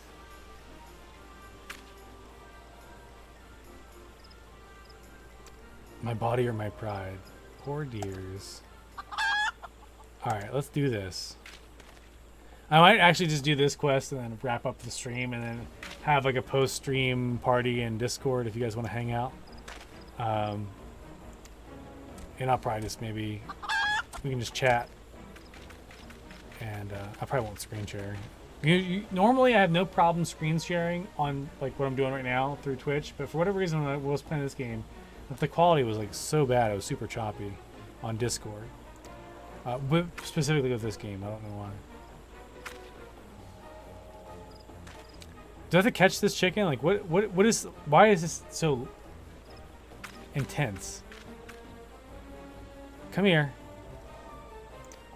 Escaped chicken, you. Stare into my eyes. We'll feel a brief connection. Am I gonna play as that little chicken? Hand over the fancy feed and I'll give you the eggs you need. Black soulless eyes.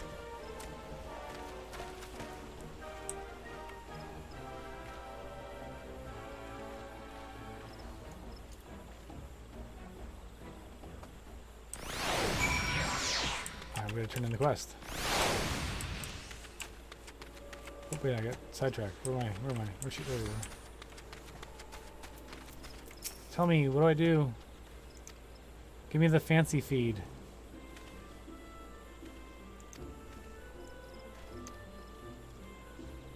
What's happening?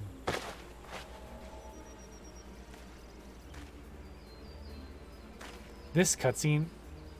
Plays are awaiting their feast. This cutscene is really, really built up for getting a chicken suit. Like, what is that? Okay. Oh, what are they doing in there?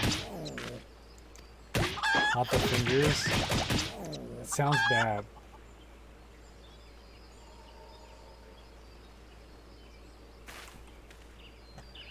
Oh no, they're so tired.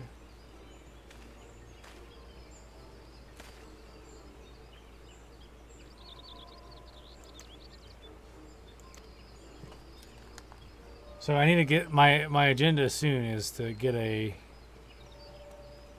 fun little costume for Cooper, like a Superman costume or something. Because I bought, I was telling Lowell this the other day, I bought a green like bodysuit, like a Zentai suit. That matches the green screen behind me. Again, you guys can't see it because I'm using it right now. And I want to be able to hold him up, and we're gonna take some pictures with him. And maybe even do some video because I can do the same effect and just capture this as like video and have him do like cool stuff and I can like zoom him around and stuff like that. So maybe if I get that animation down, I can turn it into a GIF with a green screen transparent background so he'd be transparent like doing silly stuff. And maybe we can have more interactive animations triggered in the chat or something that I can have above me.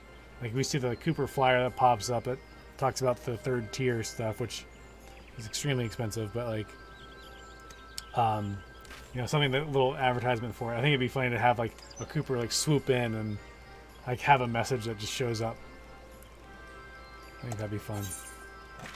We did it. All that talking and we beat the quest.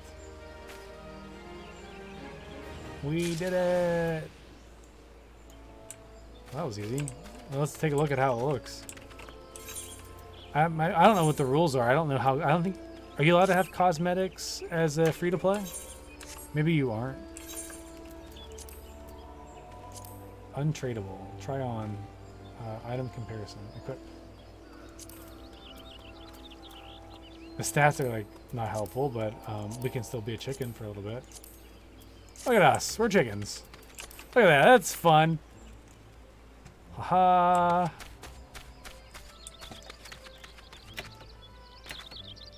Here's a little jump.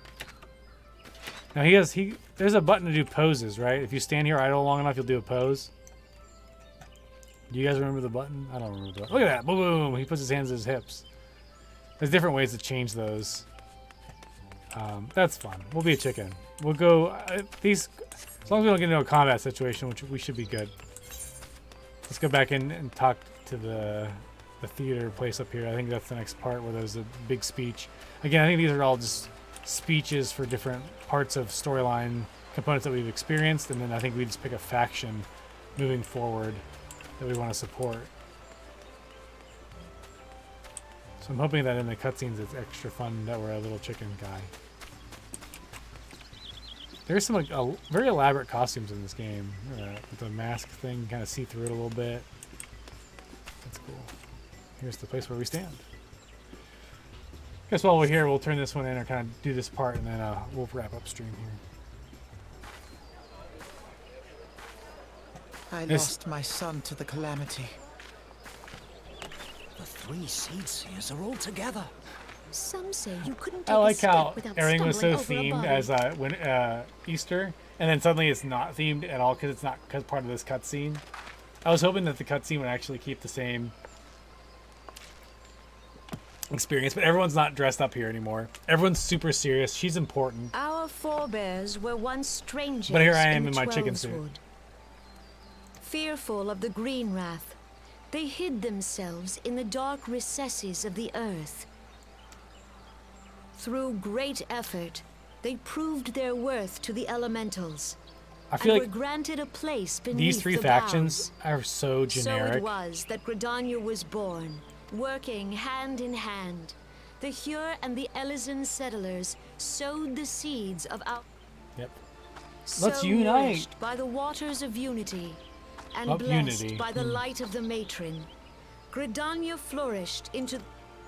Yep. Do you see the Gridanian standard? There, hanging behind the Elder Seed Seer. You just show up to all these. You follow me around and they're like, hey, dude. I noticed you got a chicken suit. That's gotta be you, right? Because you're the only one that looks stupid. And do you see that flag over there? You see it? It has what does it have on it? The entwined serpents entwined represent serpent. the unity between Hyur and Elysian. Dude, get the An fuck out of elegant here. Why are you symbol. following me Do you around not agree? this whole entire world? Hold on. Getting motion at the front door. It's not Lisa. In accordance with the will of the elementals, we have embraced a life of peace. Alas, our neighbors have not always sought the same for themselves. Yeah. Though we Gridanians have no love for war, we have still less for those who would threaten our way of life. Ever have we fought to protect the sanctity of the Twelveswood. When the Garlean Empire brought its war of conquest to Eorzea, Sideways. we rallied under the noble standard of the Twin Adder that we might push back the encroaching darkness. Yeah, this is so generic. And it was we who prepared the ground for the reformation Oh. of the Eorzean Alliance, that all the peoples of this realm might stand united against the common threat. Okay. Yay! Where am I clapping? Cut to me, being a chicken. Oh, my frame rate just dropped. 5 years ago, the Alliance met the armies of the Empire upon the fields of Cartano. Yep. It would prove the bloodiest battle as Supreme Commander of the Order of the Twin Adder. So this is all talking about Realm Reborn stuff, right? I Alas, mean, this seems like their loss was not the only tragedy to befall us that this day. game sucks so bad For that we had to soon just came wipe the the whole thing and calamity. rewrite it. And we built storyline around that. The scars borne by our forest are a constant reminder of its violence. Driven to desperation, some among us have strayed from the path of righteousness. Yeah. To compound our woes, the Ixal have returned in Ixal. force, emboldened by our suffering. They test our defense, so beleaguered from within and without.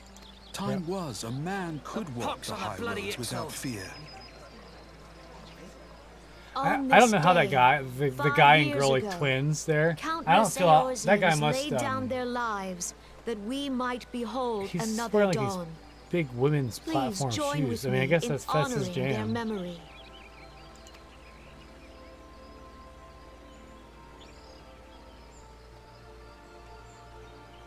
And how do you propose to honor the memory of those you cannot remember, pray tell? Wow, what a bitch.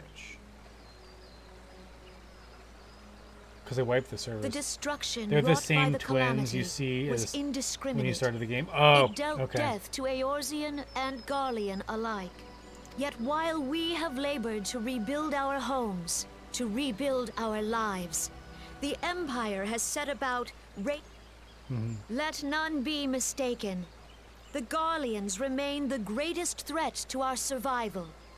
If we are to stand against them, our many troubles blind us to the woes of our fellow man. We are gathered here to honor the fallen. Let them be honored, not only in word, and I bid you, join hands with me once more, beneath. And together, let us heal the forest's wounds, that our... We must think of the children! We must think of the children! It's up to us to protect the forest. All the elementals! I'm disappointed, because I wanted to be looking at the chicken. No chicken in this cutscene. Can I get on stage and talk to her, like, as a chicken? Are you just gonna leave now? I hate to say it, but like the other guy, the brute-looking dude at the desert town, way more inspiring. Even though they were all just vaguely talking about like the same thing.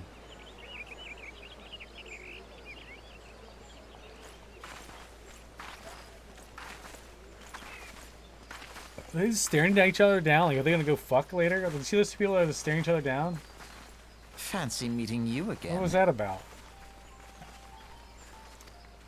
You don't recognize me. I'm in a chicken suit.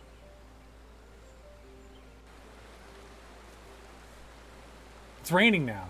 You guys are soaked. I'm not. I'm in a chicken suit.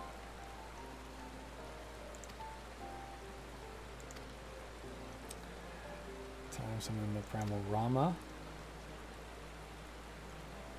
And they don't like war. And Clash. Brought about peace treaty. Yeah, I don't know about that. Okay.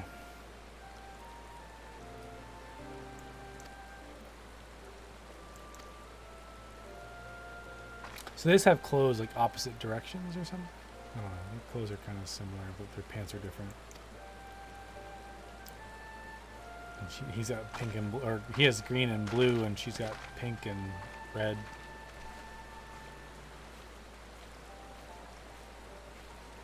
Are these twins evil twins?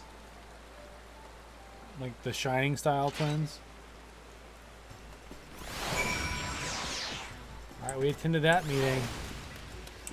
Alright, well, let's go hang out in a town. We'll wrap up for the night.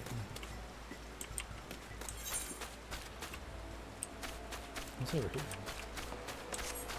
This way. Yeah, so I surprisingly greatly enjoyed playing the retro games tonight. So again, please let me know what retro games you'd like me to try out. Maybe we start some of the streams playing a couple retro games if we don't have anything on the agenda.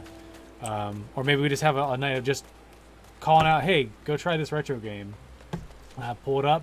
I might not know anything about it. I might know something about it. We can talk about it as we play it. I think that'd be kind of fun. So maybe we try to do that next week. Unless there's something else that's going on that people want to see us play. Oh, look at this. This little otter is freaking awesome. He had his little leaf hat off. Oh, he disappeared. Bummer. So, yeah. Let me transition over here. We'll listen to the lovely music, too, while we wrap up. Again, thank you guys. Tonight we played 2 retro games, Mega Man 2 and Teenage Mutant Ninja Turtles, the first one for NES. We played 2 random free Steam games. Mitoza was one of them, and then this, I can't remember the other name. The other one, to be honest, it wasn't even coming up on Twitch here. And then we switched over to some Final Fantasy just for a few minutes. So, pretty solid stream. We played for about 3 hours, 15 minutes coming up too. Thank you all for joining us tonight. We will have a little after party, so to speak, in the Discord general chat if you guys want to hang out there. If you aren't part of the general Discord or the Discord itself, take a look at the about notes, or it's been in the chat here. You can see right now in the chat right above Lone Wolf's communication. There is the link to join the Discord. So if you haven't joined us already, we'll see you over there. And yeah, everyone have a good night. And we'll just kind of see who else is. Actually, let's see if we can raid somebody before we bail. Now we'll just wrap up for the night. because I want to be able to talk to folks. Anyway, thank you all. Yep, there's the reply back. That's the copy paste there. So that'd be perfect for folks that haven't checked out the Discord yet. Once you pop in, if you do have a subscription to the Twitch channel, be sure to sync your Discord and Twitch accounts up, because then all the emotes that you get over on Twitch, you also get on all of your Discord chats. That includes other servers, even if you don't have the pay-for version of Discord, the Nitros. So, pretty cool perk if you're a subscriber to the channel. All right, guys, have a great night. Thank you again for joining us, and we'll see you next week.